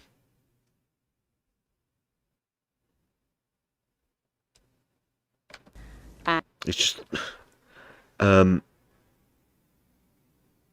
you can't really say how monumental this is. The reaction to this could be pretty definitive as far as at least a good chunk of the rest of this century go. Because if Trump and America can do this and ride roughshod as they've so clearly done, as well as backing Israel and, of course, the atrocities that they've carried out and are still doing as I speak. But what does this mean? What does this mean for international justice? Rachel Atwood, thank you very much for the super chat. Jill Stein woke from hibernation to blame Hillary. That's Jill Stein of the Greens in the US. Of course, I'm not a massive fan of Hillary Clinton or the Democrats myself. Of course, she famously failed to beat Trump in an election last time around. Thanks a lot for that super chat again, Rachel. Big up Rachel in the chat, everybody. Let's continue to gruel through this. I just really can't believe this response from Keir Starmer. It's just how obvious it all is. You know, you don't have to get your tin hats on or anything or delve into the realms of conspiracy. When you look at other historical US interference in South America during the Cold War, for example, the deposing of democratically elected leaders back in the 20th century, but now just to put on TV, so now we're going to run the country and we'll decide who we might try and sell all of the country's resources to. later on, but I'll get on to the obvious reasons, the oil and whatnot, after this interview with Keith. This is just horrendous, heinous, abhorrent crap from Keir Starmer. I'm embarrassed as a UK citizen. And having been accused by lots of people of multiple abuses of power, isn't your friend Donald Trump contributing to that global turmoil? Well, two responses to that. Firstly, I do think that we're in a more volatile world than we have been for many, many years. And I'm Your mates in the Epstein files, have that for breakfast. Fucking hell. really struck by the fact that what is happening internationally has much more of a direct impact on the UK than at any time that most of us can remember. And there are various reasons for that. There are conflicts around the world. There's climate issues going on. They're all impacting back on the UK. And that's why whenever I'm abroad on international work, I'm thinking about what's the impact back on the UK. But the question in here, relation isn't to your the big relationship, political friend making it worse? Yeah. Oh, what, unless you get a call off Trump or Benjamin Netanyahu? Yeah, of course. You serve the interests of your country's citizens first and foremost, don't you, Keith? Horse shit. Like, grade A horse shit. The relationship between the US and the UK is one of the closest relationships in the world. It is vitally important for our defence, for our security, for our intelligence. It is my responsibility to make sure that relationship works. As the Prime Minister of this country, working with the President of the United States. We've been in America's pocket since World War II. Just admit that the reason that we went bankrupt in the first place, that the empire collapsed. We owed so much money, especially to the United States of America, and we've been beholden to them. Don't talk about special relationships. It's a one-way street, Keith, and you know it. We come from different political Just go back a bit there, waffled slightly. What it's up to that responsibility, I have made it my business, and I do get on with President Trump. Now, that's a straight. BS Detective, Happy New Year to you too. Thanks a lot for joining us on stream. Solidarity, Happy Socialist Sunday. Strange alliance in a way, as he often points out. We're from different political traditions. Well, he tells you it's strange to be friends with him. Well, he says on a number of occasions, we come from different political traditions. Of course we do. What it shows is that if you believe in and value the partnership and the relationship, because it's in our own interest to do so. That's your relationship right there, Keith. Let me pick this up for you, master. Then you can work with people, notwithstanding that you've got differences. And we do have differences of views on various things. But on the other hand, I constantly remind myself that 24/7, our defence, our security, and our intelligent relationship with the US matters probably more than any other relationship we've got in the world. And it would not be in our national interest to weaken that in any way. I think one of the phrases I detest the most about global wars and illegal occupations, invasions, what we saw yesterday taking place in Venezuela, is the term national interests, which always just boils down to doing whatever the hell they want and taking whatever the hell they want from whoever they want. And we'll get onto that again as we get into more about Venezuela. But yeah, you hear it a lot from America, and increasingly so from UK leaders. But national interests, look, having a country should just be about looking after your own citizens, and if you want something from another country, you'd have to trade with them legitimately. That's the way it's done. That's the way it's sort of supposed to work, even within a capitalist framework, which is the one that they're all about. So to use the term national interest just to go and basically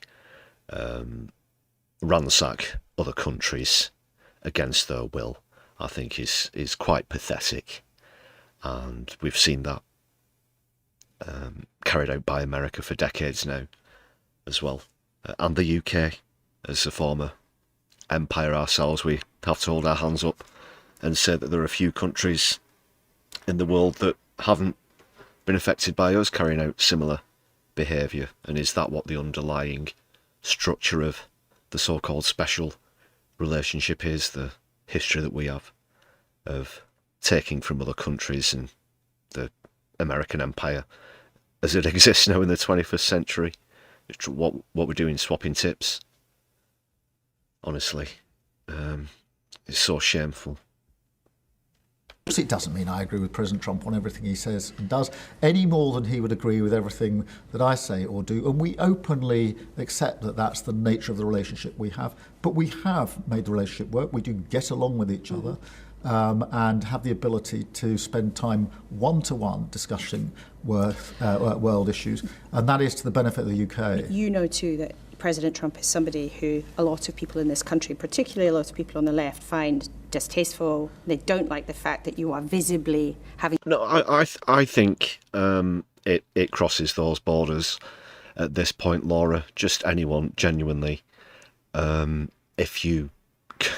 It's not exclusive to the left, as Laura Kussenberg's implying here. Just anyone with a genuine soul, if you can't denounce the kind of absolutely revolting proclivities that are said to have taken place within these Epstein, the very things that we already know about him, at least, no, I think we should span across pretty much all of the political spectrum. Yeah, of course. Everybody on the left, you'd have to say, has a dislike for Trump, but it's not exclusive to the left by any means. Such warmth with him, but there's a broader question here about your connection, not just with your party, but also with the public. He's just too much, way beyond the pale, even for a lot of the MAGA heads, a lot of the hardcore Republicans in the United States now, and some of them just want to disassociate so as not to be, dragged into the mire with him. But some of them genuinely think it is too much.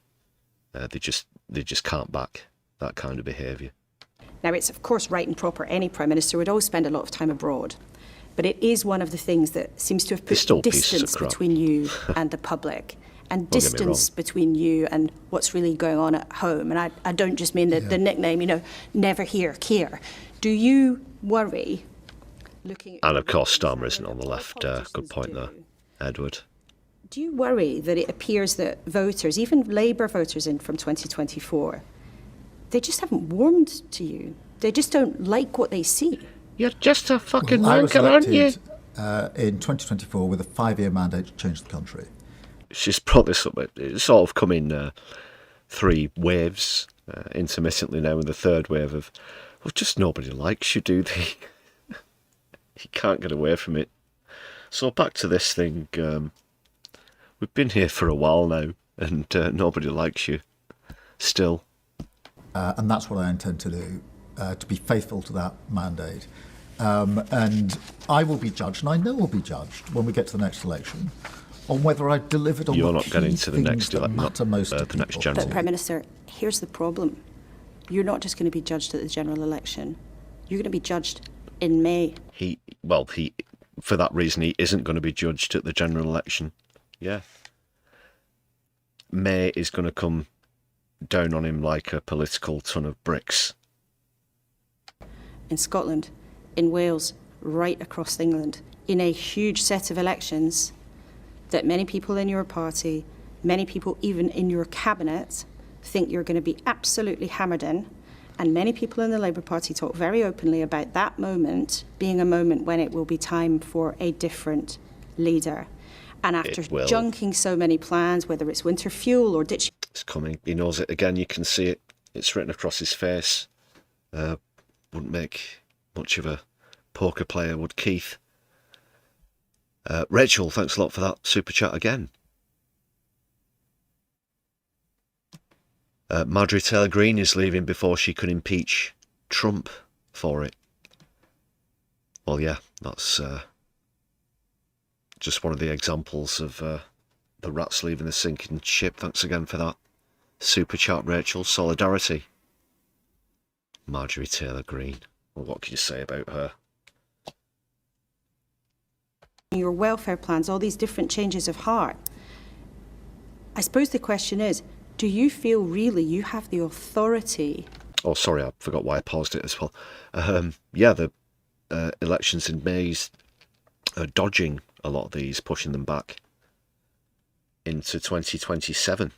So that'll mean that some councils haven't voted for 7 years, which is an affront to democracy, I think, and just because he knows that they're not going to go his way, it's his attempt at damage limitation or trying to mitigate this impending disaster that will be the local elections in May 26. To turn this round, to survive? Well, let me take the elections first. They are a very important set of elections. Very important in England for local authorities, very important in Scotland, very important in Wales. And we will fight for every vote, and we take absolutely nothing for granted. I know that in these elections, as in all elections, every vote has to be earned. The question in each set of elections in England, it is who do you want as your local administration? Mm-hmm. In Scotland, who do you want as the Scottish government? In It's going to be the SNP. Wales, who do you want as the Welsh government? It's going to be Plaid Cymru. Yeah, obviously. So they're local and national in that sense. They're not a referendum on the Westminster government. But the question for many people in your party and in the public is... All I heard, though, please, please, please don't judge me by May's election. Who do you want to run the whole country? And this is a critical question for you. Even though I know I'm going to lose Scotland and Wales. Are there any circumstances under which, if there was a leadership challenge to you after May, that you would walk away? Or would you fight it under any circumstances? Well, Laura, under the last government, we saw constant chopping and changing of leadership, of teams. It caused... It's got how many... Okay, how many resets have you had for a start? And you've had Rachel Reeves resigning, which triggered a cabinet reshuffle. Which way around was it again? Yeah. David Lammy replaced Rachel Reeves. Yvette Cooper replaced David Lammy. Shabana Mahmood replaced Yvette Cooper, and so on and so forth. Rearranging the deck chairs on the Titanic, of course, as I think we put it in the last video, but yeah, he's got no room to talk where that's concerned. Changes, resets, that kind of thing. It's been in for 18 months, and we've seen umpteen changes. But if he's talking about leadership, no, that's definitely going to come as well. So, when you think about it,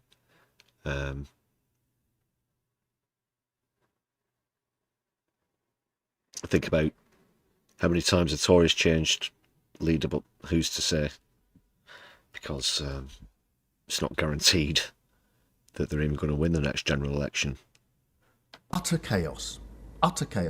And it's amongst the reasons that the Tories were booted out so effectively at the last election. Nobody but nobody wants to go back to that. It's not in our national interest. We know from that evidence what happens if you go down that chaotic path, and I'm not going to take us back to that kind of chaos. So there are no circumstances under which you would walk away, even if you are challenged by your own party after May or before May? No circumstances whatsoever? I was elected on a 5-year mandate to change this country. I intend to deliver on that mandate. I will be judged at the next general election on whether we have brought about the change that people voted for. I think that in... No, actually, Keith, we have structures in place to mean that it's not locked in for 5 years. Of course, the Tories demonstrated, you just mentioned how many times they changed leader. So no, one of the fundamental parts of democracy has got to be, how do we get rid of you if we've had enough of you? 2026, we'll be able to turn the corner and show the evidence of that, and then we'll press on over the coming years into that general election to deliver on the mandate. He's obviously never heard the terms vote of no confidence, but they were used as recently as when Theresa May and, of course, Truss were in office. That I and the party won in July 2024. But I know you also passionately want to prove to people, not just in this country, but maybe around the world, that a moderate government can work in an age of what some people would say is an age of extremes. If the Labour's best chance of stopping Nigel Farage walking into this building as Prime Minister was for you to go, would you? Well, if someone had come up to me in, say, 2020 and informed me that Keith here would be the one thing standing between us and Nigel Farage in number 10, I can't say I would have been most optimistic. Don't know. I'd have to say I'm certainly less optimistic here in 2025. Having seen 5 years of his, air quotes, performance, that's for sure. I might not have believed you if you'd have told me how far Reform might have gotten ahead in the polls at that point, but if you genuinely assured me that it was that he was the only thing standing between us and that, it's pretty terrifying. It's pretty terrifying, but it's not necessarily the case. And we still have Polanski on the rise. We still have your party. We stay positive people. Firstly, let me acknowledge the point you put to me, because it's really important. That is, the next election is going to be unlike any election we've seen in this country for a very, very long time, because my strong view is it'll be a Labour government up against a very right-wing proposition in Reform. And that reform... All you've done is try and imitate them the whole way through. Of toxic divide of this country. The next election is going to be about a question of what is it to be British. And I believe to be British is to be compassionate, reasonable, live and let live, and diverse. And I am proud to serve our diverse country and all of its parts. It is British to be diverse. And that is the essence of Britishness. That will be challenged at the next election by Reform, and this country, if Reform wins, will be torn apart in a toxic way. And my strong sense of history tells me that if you're adding fuel to the fire with, you banged on for however long with the anti-migration rhetoric, the same dog whistle that Nigel Farage is trying to blow. This is the man who came up with the phrase island of strangers. Right-wing proposition like that gets in with that toxic divide, and things don't go the way they pretend they will, and they won't. They will move to the right, to the right, to the right. You can see this happening across Europe. This is happening. You're describing yourself, Keith. In Germany, in France. If you look at the elections of this year, even in Norway, in the Netherlands, in Australia, and in Canada, it's been a fight between the moderates and a right-wing proposition. Oh, stick it up, you fucking arse, moderates, centrists. There's no such thing. It's just people who are on the right wing who don't want to say that they're Tories, basically, or Liberals. It's sort of a mishmash of those. But when it comes to the crunch, you know, when the chips are down, they always side with the right on those issues. That's, you know, they're all NIMBYs and whatnot. And when it comes to the big issues, when it comes to big elections and voting between the socialists and the right, they'll always vote the wrong way. Moderates. I mean, lack of self-awareness here is beyond description. Yeah, He invoked Enoch Powell with the Island of Strangers quote. Flow Snake, great to see. I don't know what planet Starmer's on. It's not this one, that's for sure. Midi Doctors is here as well. Great to see you. That is what we're up against. That is the fight of our times. I intend to lead us into that fight. What I don't think will help us is if a Labour government turns into or turns back to the chaos of the last Tory government. That would gift Nigel Farage. We need to be clear. We need to turn It is gifting him. It is gifting him here and now. Look at the polls. Look at how your current attempts are failing, and it's because of what we were just saying. You were just literally sitting there describing yourself when you thought you were describing Farage and Reform. Useless. Absolutely useless.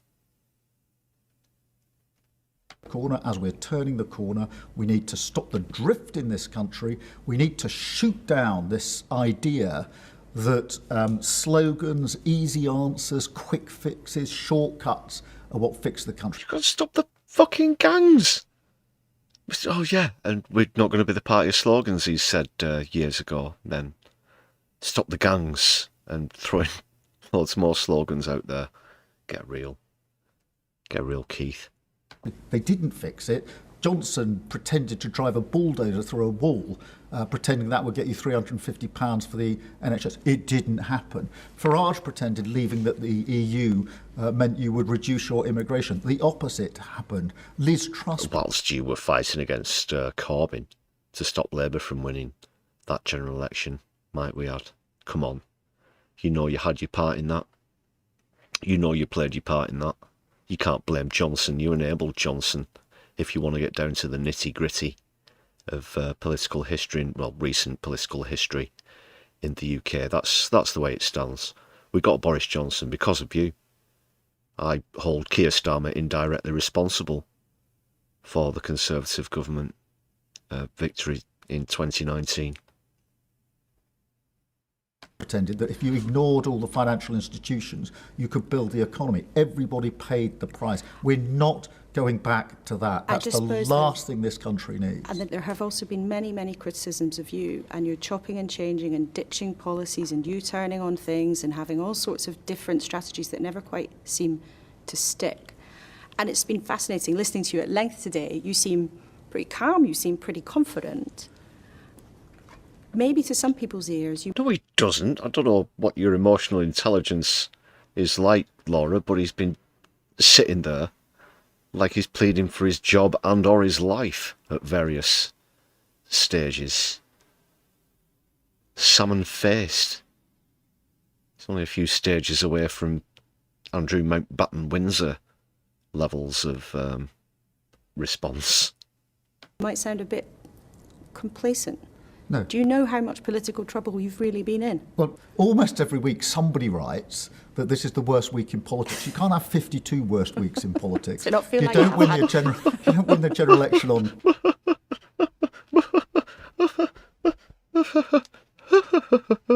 Oh, give it a rest, Kussenberg.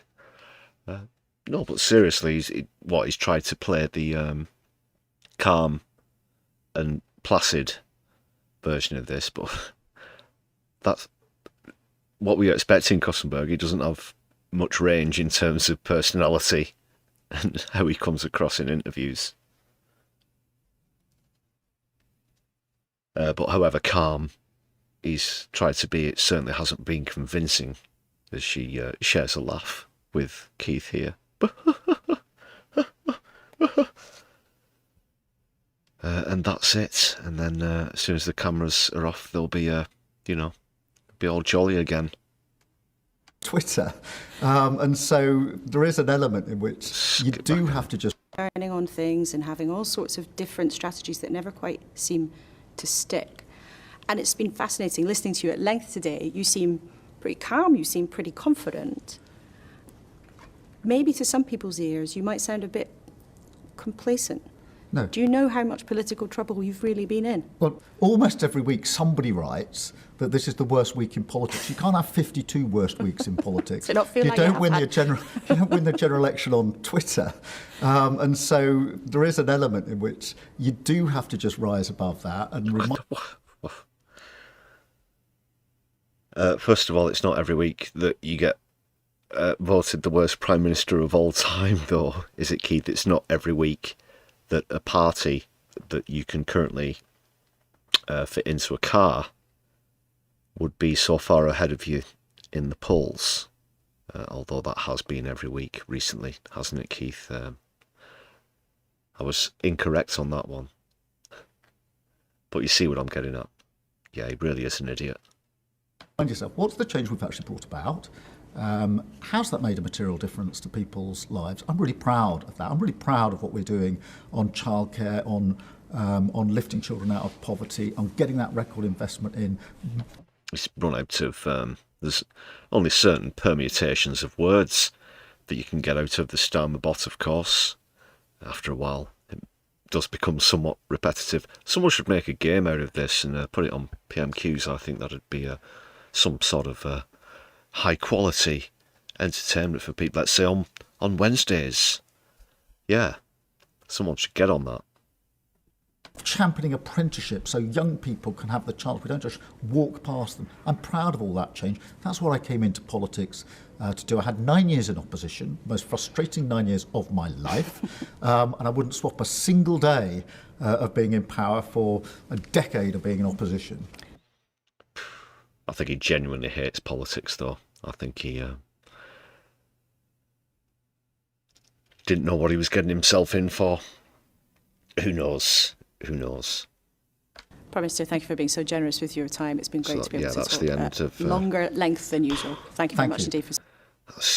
That's the end of that, people. Well, fucking hell. That was hard work. I knew that would be the hardest thing since the Liz Truss show. It certainly was.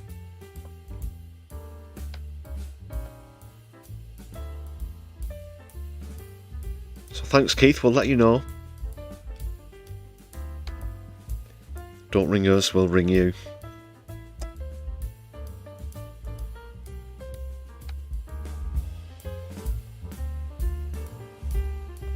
That was that. As I said earlier, we're not going to go into the reaction to that on the panel. If you do want to see a reaction to the reaction, then I strongly recommend checking out No Justice, MTG and Kevin Logan, who were often in conversation together on Sundays. So do go and subscribe. Right, people, I just need a quick minute here after that marathon of an interview. Bloody hell. That was hard work on the brain, that's for sure.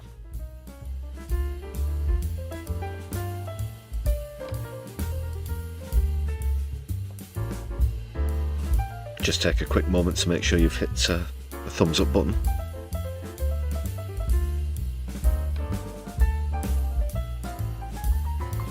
And we'll come on to other matters in just one moment, people.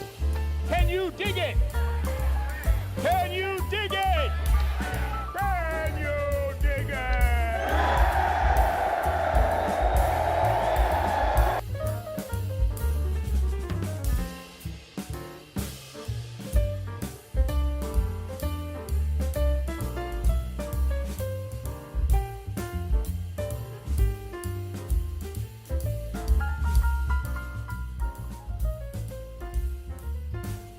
Oh, God.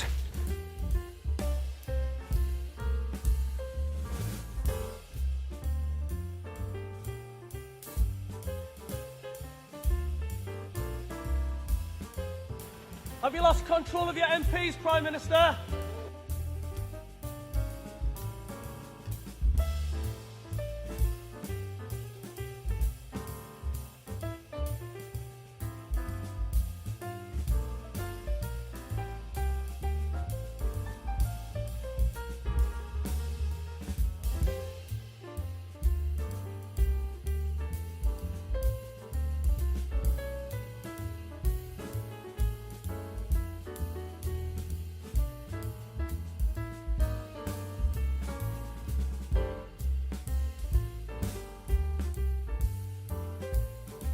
Alright, we're back.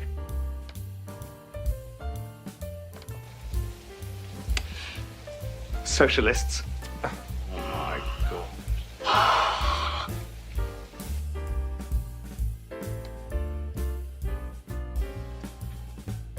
I just had to top up my glass and stuff there, thanks for your patience, people.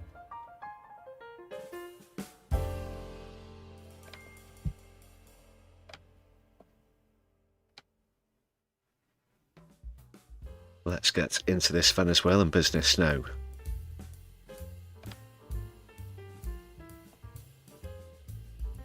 It's all about oil, as we know. This is the graph I used on the last video, but just look at those numbers there. Mightily surpassing the United States itself. So this is in terms of reserves. The US has 55.2 billion. This is in barrels. And Venezuela right at the top there, 303.2. And even surpassing Saudi Arabia. As I pointed out, the difference, of course, Saudi Arabia known for its exports, 101 billion, but you can see Venezuela there exporting just over 4 billion barrels. So hoarding a lot of what they refine at the moment.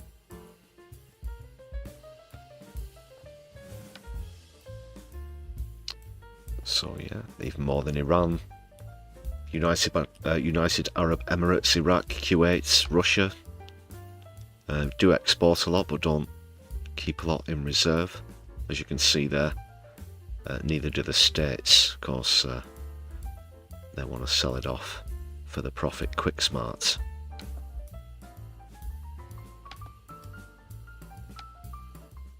We'll just remind ourselves of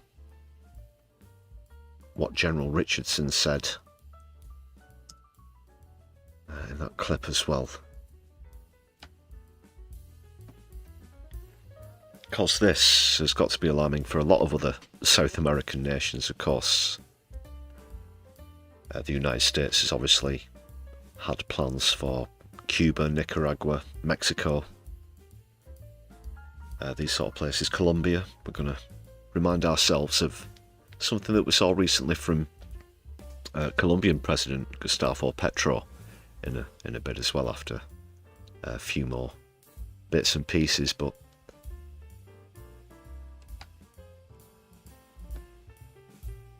this just brings us back onto how unashamedly open the United States are being about this and have been in the past. When talking about their intentions for other countries' resources. Of course, the countries, Cuba, Venezuela, and Nicaragua, with Russia relationships. Why this region matters, with all of its rich resources and rare earth elements. You've got the lithium triangle, which is needed for technology today. 60% of the world's lithium is in the lithium triangle: Argentina, Bolivia, Chile. You just have the largest oil reserves, light sweet crude, discovered off of Guyana over a year ago. Of course, there's been a territorial dispute between Guyana and Venezuela recently. That's no coincidence. You have Venezuela's resources. So Venezuela coming up there As well, with oil, copper, gold. We have the Amazon, lungs of the world. We have the 31% of the world's fresh water in this. Well, they're not the lungs of the world anymore, actually. They have the reverse effect now, because countries like yourselves have messed up the planet so much, and thanks to the devastation that's been put on the Amazon rainforest, they no longer absorb CO2, but they actually emit it, just to be clear on that. Region too. I mean, it's just off the charts. We have a lot to do. This region. What, we have a lot to do? This region matters. We'll just go and get it. Yeah, the lithium triangle. Like, you know, you just basically reading out a shopping list. And this is in front of the world's press. Matters. It has a lot to do with national security. The phrase national security, again, that phrase national security, can't stand it. It doesn't wash. It just doesn't wash. The national security. You trade with other nations, you do what you can with your own resources to look after your own citizens. That's the way it's supposed to be. That is national interest. That is what national security is supposed to be based on. General. And what else do you expect, though, from a warmongering, what's the word, acolyte of the industrial military complex? Hedy, thank you very much for the 5 gifted memberships. Very generous of you there. Also delighted it appears that all 5 have gone through, as we've had some problems recently with them bouncing back. Thank you very much again for that, Hedy. Let's please show some appreciation for Hedy in the chat, please, everybody. Solidarity. Great to see you as always. 155. So now 95 away from reaching the total. Can we get some more hype as Hedy maybe kicked off?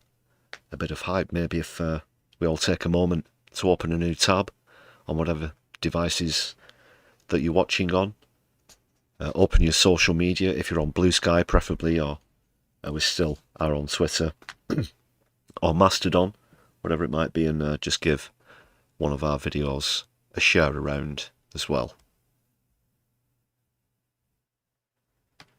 Move on to the next thing I want to show you now. Of course, Maduro was, and I suppose they'll use the term extradited or whatever. No, after he'd been illegally rendered, he was flown to New York. This is, of course, where Mamdani has recently become mayor. There's not a great deal of love for Trump in New York either. We're going to see part of a demonstration, actually, later on in Times Square. He's actually from New York, but they feel he's disgraced New York with his actions. Mamdani as well really doesn't appreciate this being put on his doorstep so suddenly either, as you can tell from this statement. So I shall just read this out. In response to President Donald J. Trump's strikes in Venezuela, Mayor Zoran Mamdani issued the following statement. He said, "I was briefed this morning on the US military capture of Venezuelan President Nicolas Maduro and his wife, as well as their planned imprisonment in federal custody here in New York City. Unilaterally attacking a sovereign nation is an act of war and a violation of federal and international law. This blatant pursuit of regime change doesn't just affect those abroad, it directly impacts New Yorkers, including tens of thousands of Venezuelans who call this city home. My focus is their safety and the safety of every New Yorker, and my administration will continue to monitor the situation and issue relevant guidance." Mayor Mamdani, of course, recently elected Socialist Mayor of New York. No fan of Trump either. Certainly not appreciating that one. Nor do the Venezuelan army, who've actually said that they're ready and standing by. But today it's come out as well that they've said they also officially now recognise the Vice President as de facto leader of the country. So got a clip here. They were very, again, open about expressing their feelings on this. 5.600 combatientes, revolucionarios, socialistas y hoy más que nunca profundamente chavistas, entrenados bajo el método táctico de resistencia revolucionaria en perfecta fusión popular militar policial. Sepa usted, mi mayor general, que estos combatientes, estos hombres y mujeres que hoy nos encontramos en formación, le demostraremos al país, le demostraremos al mundo entero que Venezuela se respeta. Venezuela tiene una fuerza armada junto al pueblo, fusionada, adiestrada, entrenada, moralizada. Por ninguna circunstancia permitiremos la invasión de un imperio. Si la patria nos necesita, si la patria demanda nuestras vidas, denos la orden y saldremos en este instante a defenderla.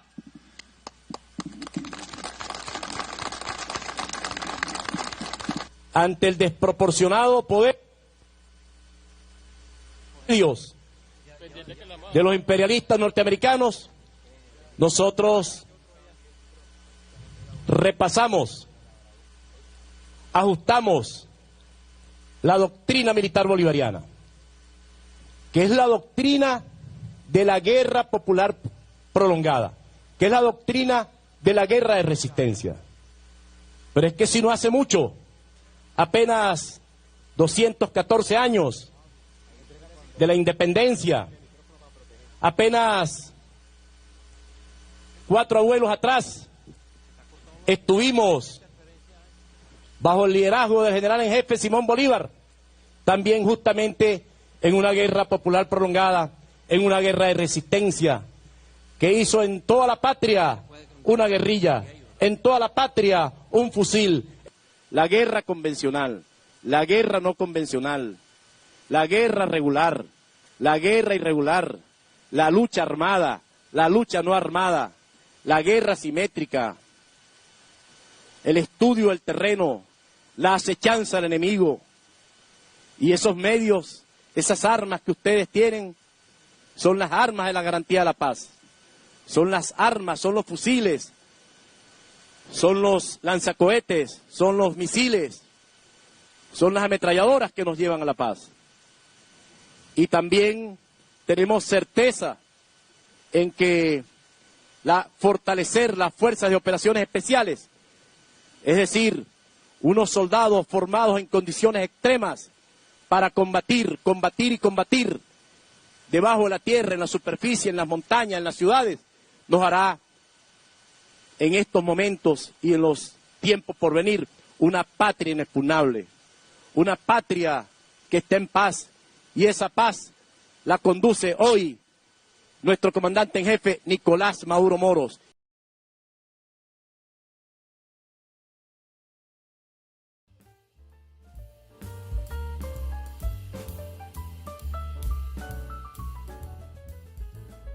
Determined, certainly, as perhaps outnumbered as they might be, a lot of South American nations also showing solidarity with Venezuela. We'll remind ourselves, like I said, of something Gustavo Petro had to say recently. First of all, though, a couple of the protests surrounding this. This is the United States Embassy in Mexico City. So this more or less took place immediately after the news broke about this international war crime. Because you have to say, it is an act of war. If kidnapping an elected leader isn't an act of war, then I don't know what is. I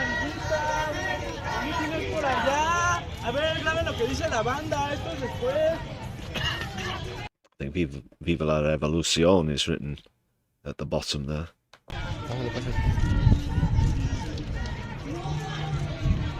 We must todos! We must todos! We must todos! We must todos! We must todos! We must todos! We must todos! We must todos! So that's Mexico City, Mexico, obviously. And in America itself, as I said, New Yorkers not taking too kindly to this either. There was a protest in Times Square. So loud that the war criminals in Washington hear you. Hands off Venezuela! Hands off Venezuela! Hands off Venezuela! Hands off Stop the bombings right now!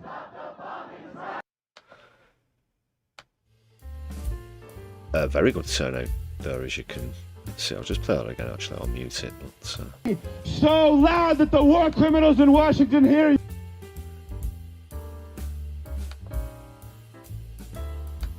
hundreds, possibly thousands there in Times Square, New York, saying hands off Venezuela.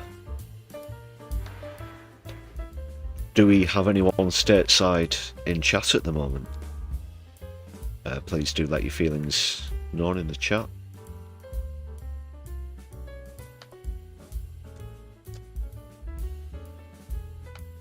Yeah, most of the media response to this has been pretty lackadaisical as well. You'll be seeing on the next video on the channel, which is going to be available to members only, or members first I should say, after the end of this stream, but there are a few who've actually spoken out against this. But just even at the Trump press conference, the way that they were just going along with it, and yeah. Well, watch the video when it comes out anyway. I won't get distracted with that. But this is MSNBC's Rachel Maddow, who was actually asking the right questions. Just going back to Kussenberg's interview with Starmer there, I think she was particularly softball when it came to this issue of Venezuela. But this is, yeah, MSNBC. In your heart of hearts, when you think about what the United States just did, I think there are very few Americans right now who have any idea why the United States did this. If this was about drug trafficking, then why did President Trump just pardon the former president of Honduras, who was convicted of sending hundreds of tons of drugs into the United States? If this was about something about the illegitimacy of Maduro's election, well, that's something that the U.S. is, decrying any other country policing. We just sanctioned Brazil for having tried to protect itself from a coup by its former president, Jair Bolsonaro. I mean, if it's about gangs, we had the president of El Salvador, who is believed by U.S. law enforcement to be very linked with the notorious gang MS-13, which has caused incredible damage in the hemisphere, including in the United States. He's invited into the Oval Office, and the president says that he's looking forward to sending homegrown Americans to that president's essentially, jungle concentration camps. So all of the purported explanations for what's happened here don't stand up to logical scrutiny. The president has never articulated a coherent rationale for having done this. This seems like Marco Rubio's dream, not Donald Trump's dream.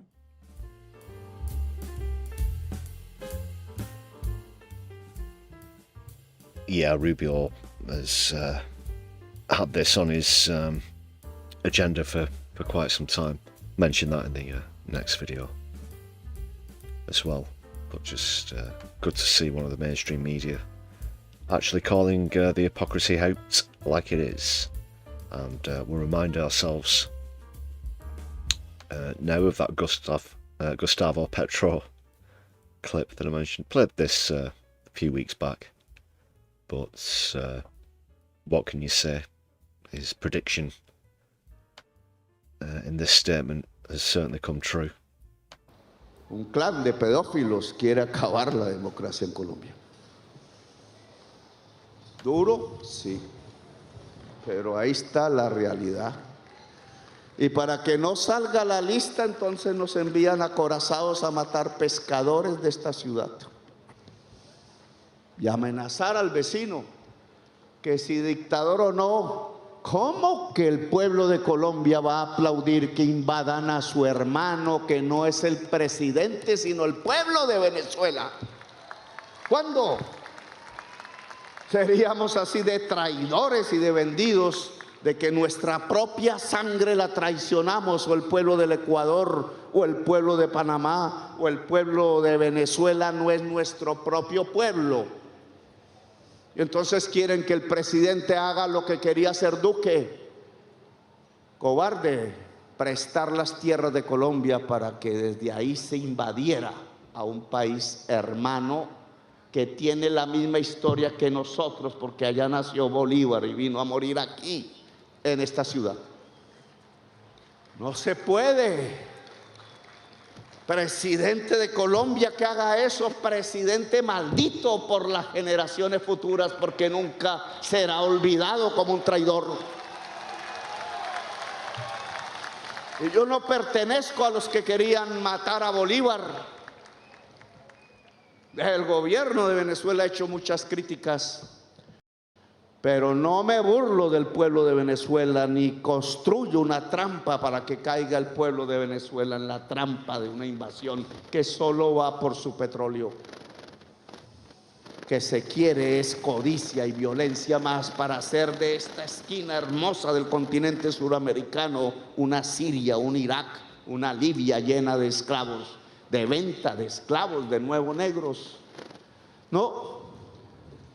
La lista de los amigos de Stein, que no quiere que aparezca la lista en los Estados Unidos, nos quiere utilizar aquí con la violencia para que el pueblo de los Estados Unidos no piense en su propio gobierno, sino que se le suba la xenofobia, el racismo, las ideas de la raza superior y otras ideas falsas, y nos usan para no discutir sus propios problemas. Presidente de Colombia lo que ha hecho es denunciar narcotraficantes durante décadas.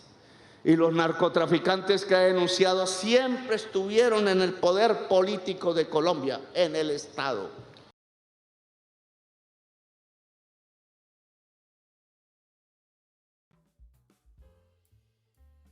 Gustavo Petro of Colombia there.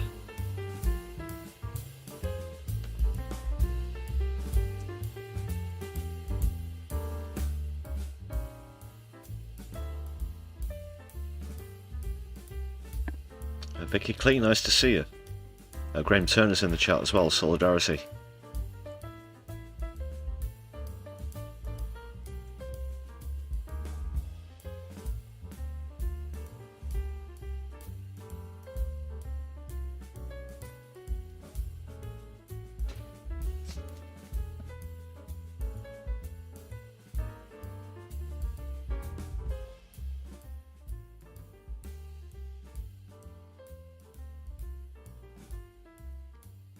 So up next, people, going to move on to Gaza now.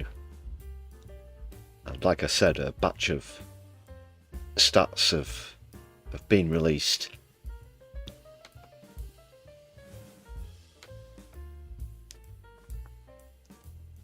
Unfortunately, they don't make for pleasant reading. However, I will share them with you here. The truth has to be heard, I guess, and Israel has to be held to account for being the arbiters of these statistics. You can see on this chart here, there's quite a lot of them. So we'll just work our way through. We can't obviously read them all.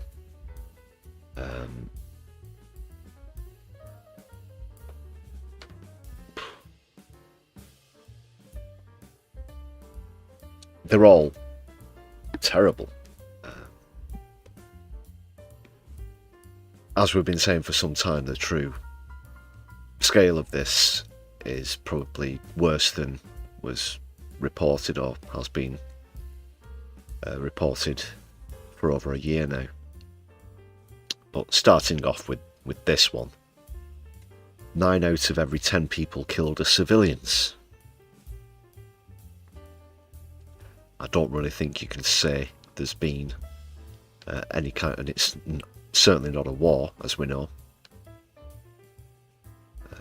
It's an occupation. It's a genocide.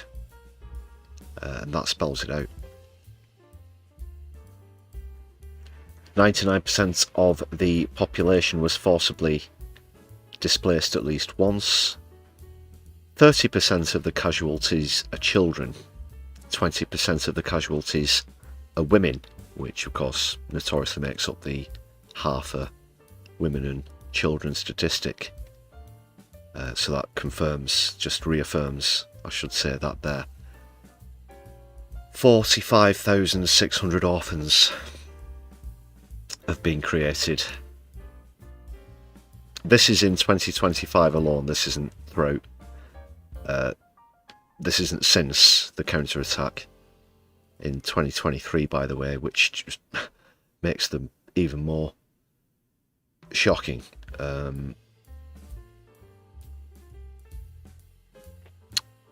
And onto the total number killed now, which you have to say again, people who were trapped under the rubble aren't accounted for in this stat, but they do have a figure of 76,134.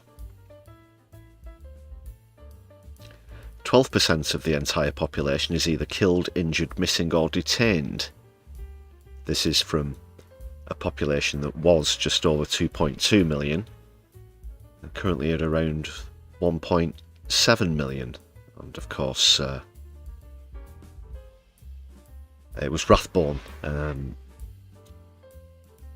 whose clip we used a few streams ago to illustrate how those, it's just awful how those 500,000 people have been genocided.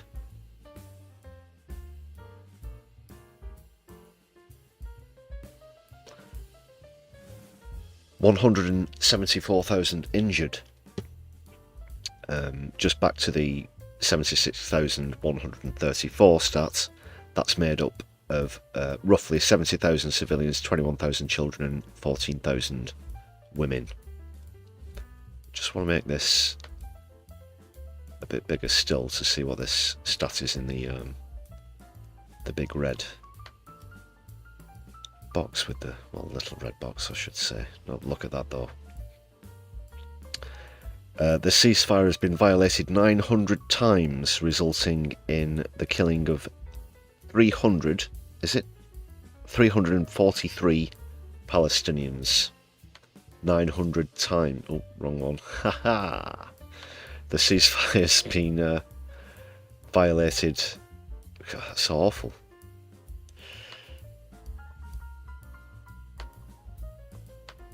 .900 times. That's Israel for you. Let's move further down the chart now. I'd say it really can't get much worse than that, but it'll probably surprise us.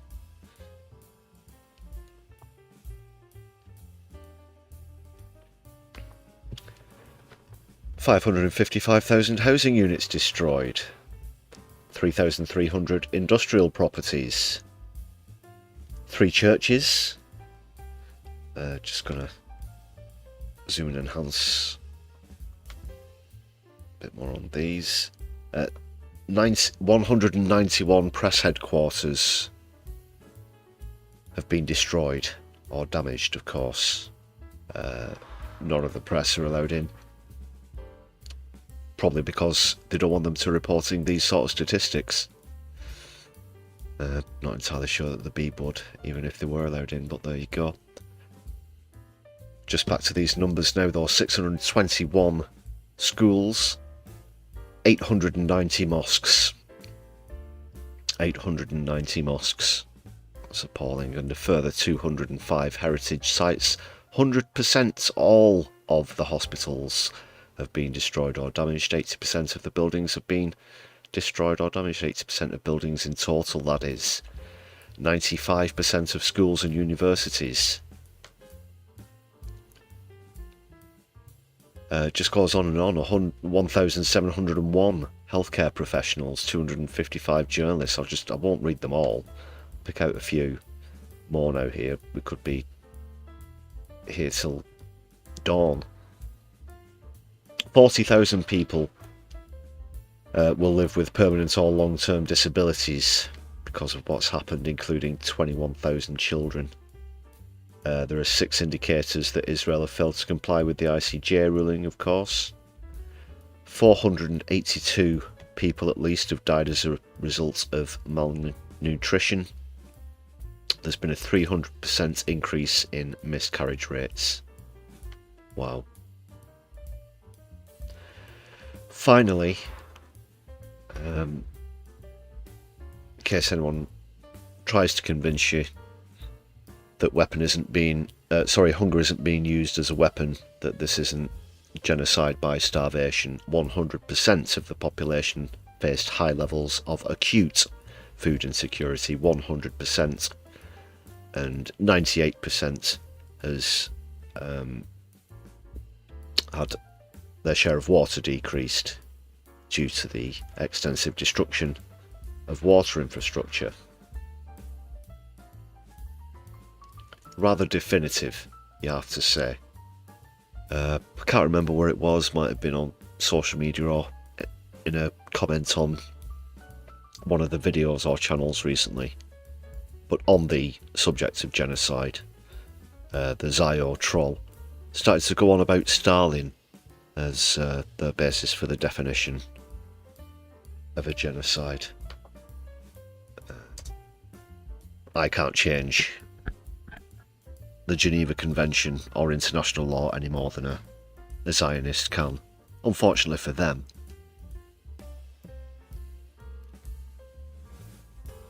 As if banging on about Joseph Stalin has anything to do with the genocide Israel are carrying out, but that's just deflection and distraction, I suppose.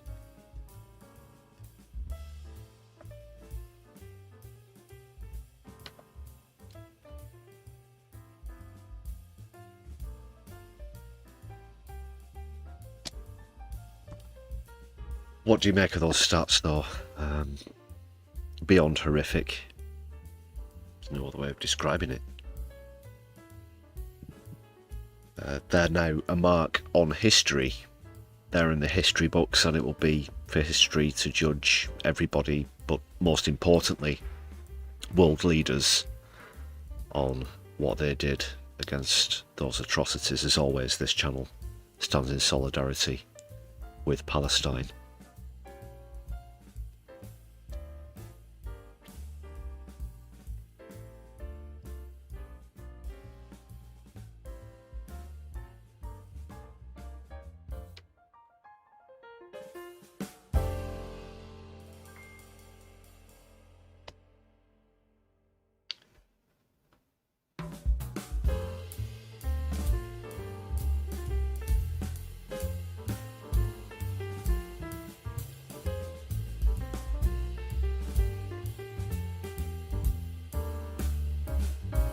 It's that time, people. Time for another shout out to all the members on the channel.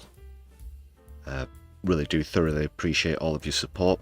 Getting us up to 155 members now, on the way to 250. Just want to say, I know I've said it a lot recently, but thanks again for your great contributions in tribute to friend of the channel, Vicky, who was killed recently. A lot of you contributing via gift memberships as well, so thanks again for those tributes. Yeah, really can't tell you how much we appreciate the support here on the channel as well. Thanks again, everybody. And there's a Buy Me a Coffee page for anybody watching back later on, and super thanks are also available. Lots of perks for members to enjoy as well, so please do check those out.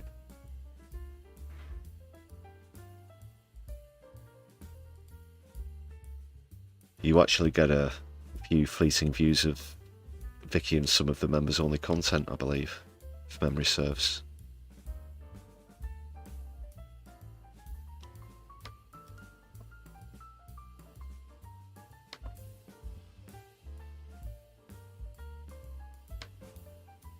And at this point, we'll go to the lounge for the second time, for the second helping of Fondue, as we start to bring things to a close, but stay put, people.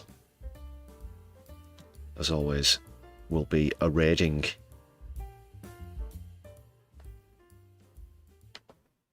into another socialist channel. Take it away, Keith.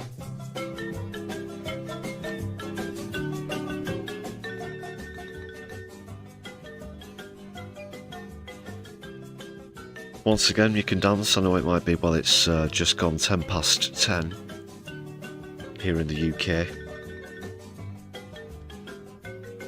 But we're not going to judge.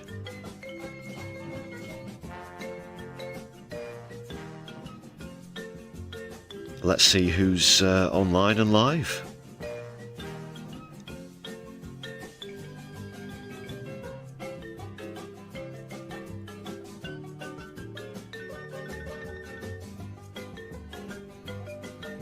Whilst I'm looking, I'll just remind you, of course, there'll be more live streams next week with The Brews at 10. Do join me there. Are they back for PMQs next week as well?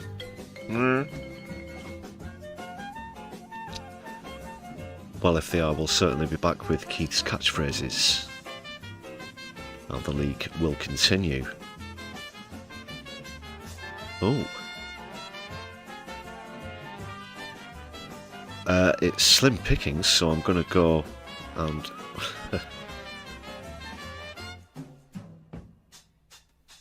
Right. Let's see if we can do this. I just ashamedly raid into some recent content of the channel. Because nobody's live at the moment, which is kind of strange.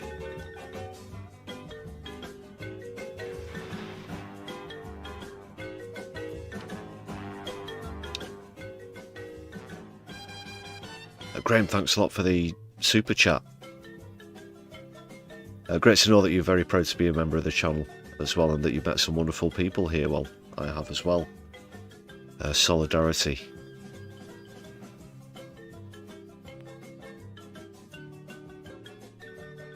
Let's just show that some appreciation. I've got. I hope you can hear me at the moment. Just got YouTube Studio freezing up on me now.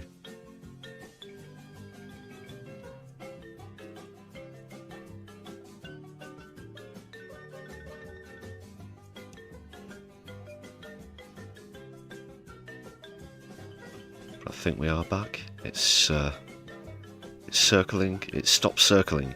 I think we're back. Sorry if there was any interruption there. Bit of a wobble from YouTube Studio.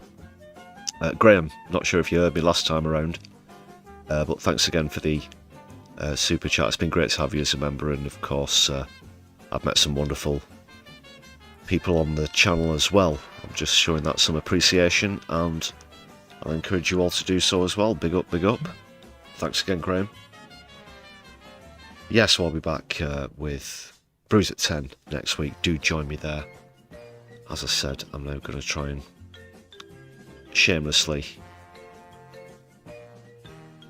redirect into one of our videos for lack of another socialist live stream at the moment, which is quite a rarity, do have to say. But it's early in the year, maybe a few people are still kicking back.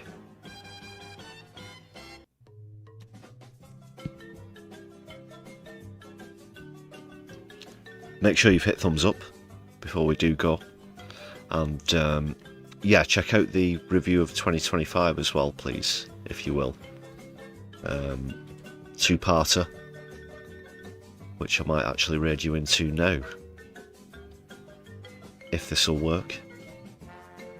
No, don't think it will.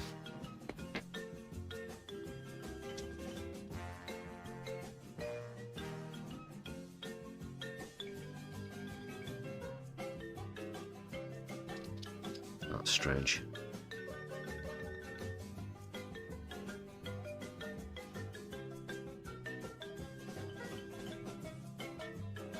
So it's going to be an upcoming left of the box, which isn't too far off actually, so that's the redirect. That's going to be the raid. Say hello to left of the box whilst you're over there, and do subscribe as well.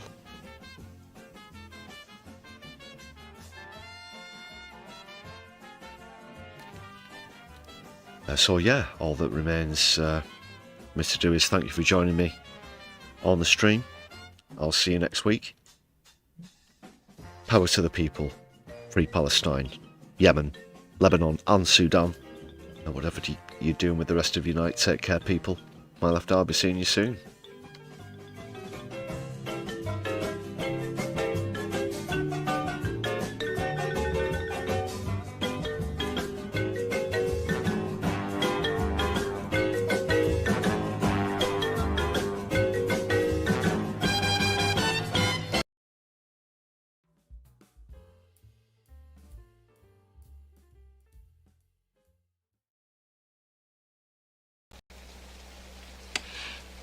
Socialists,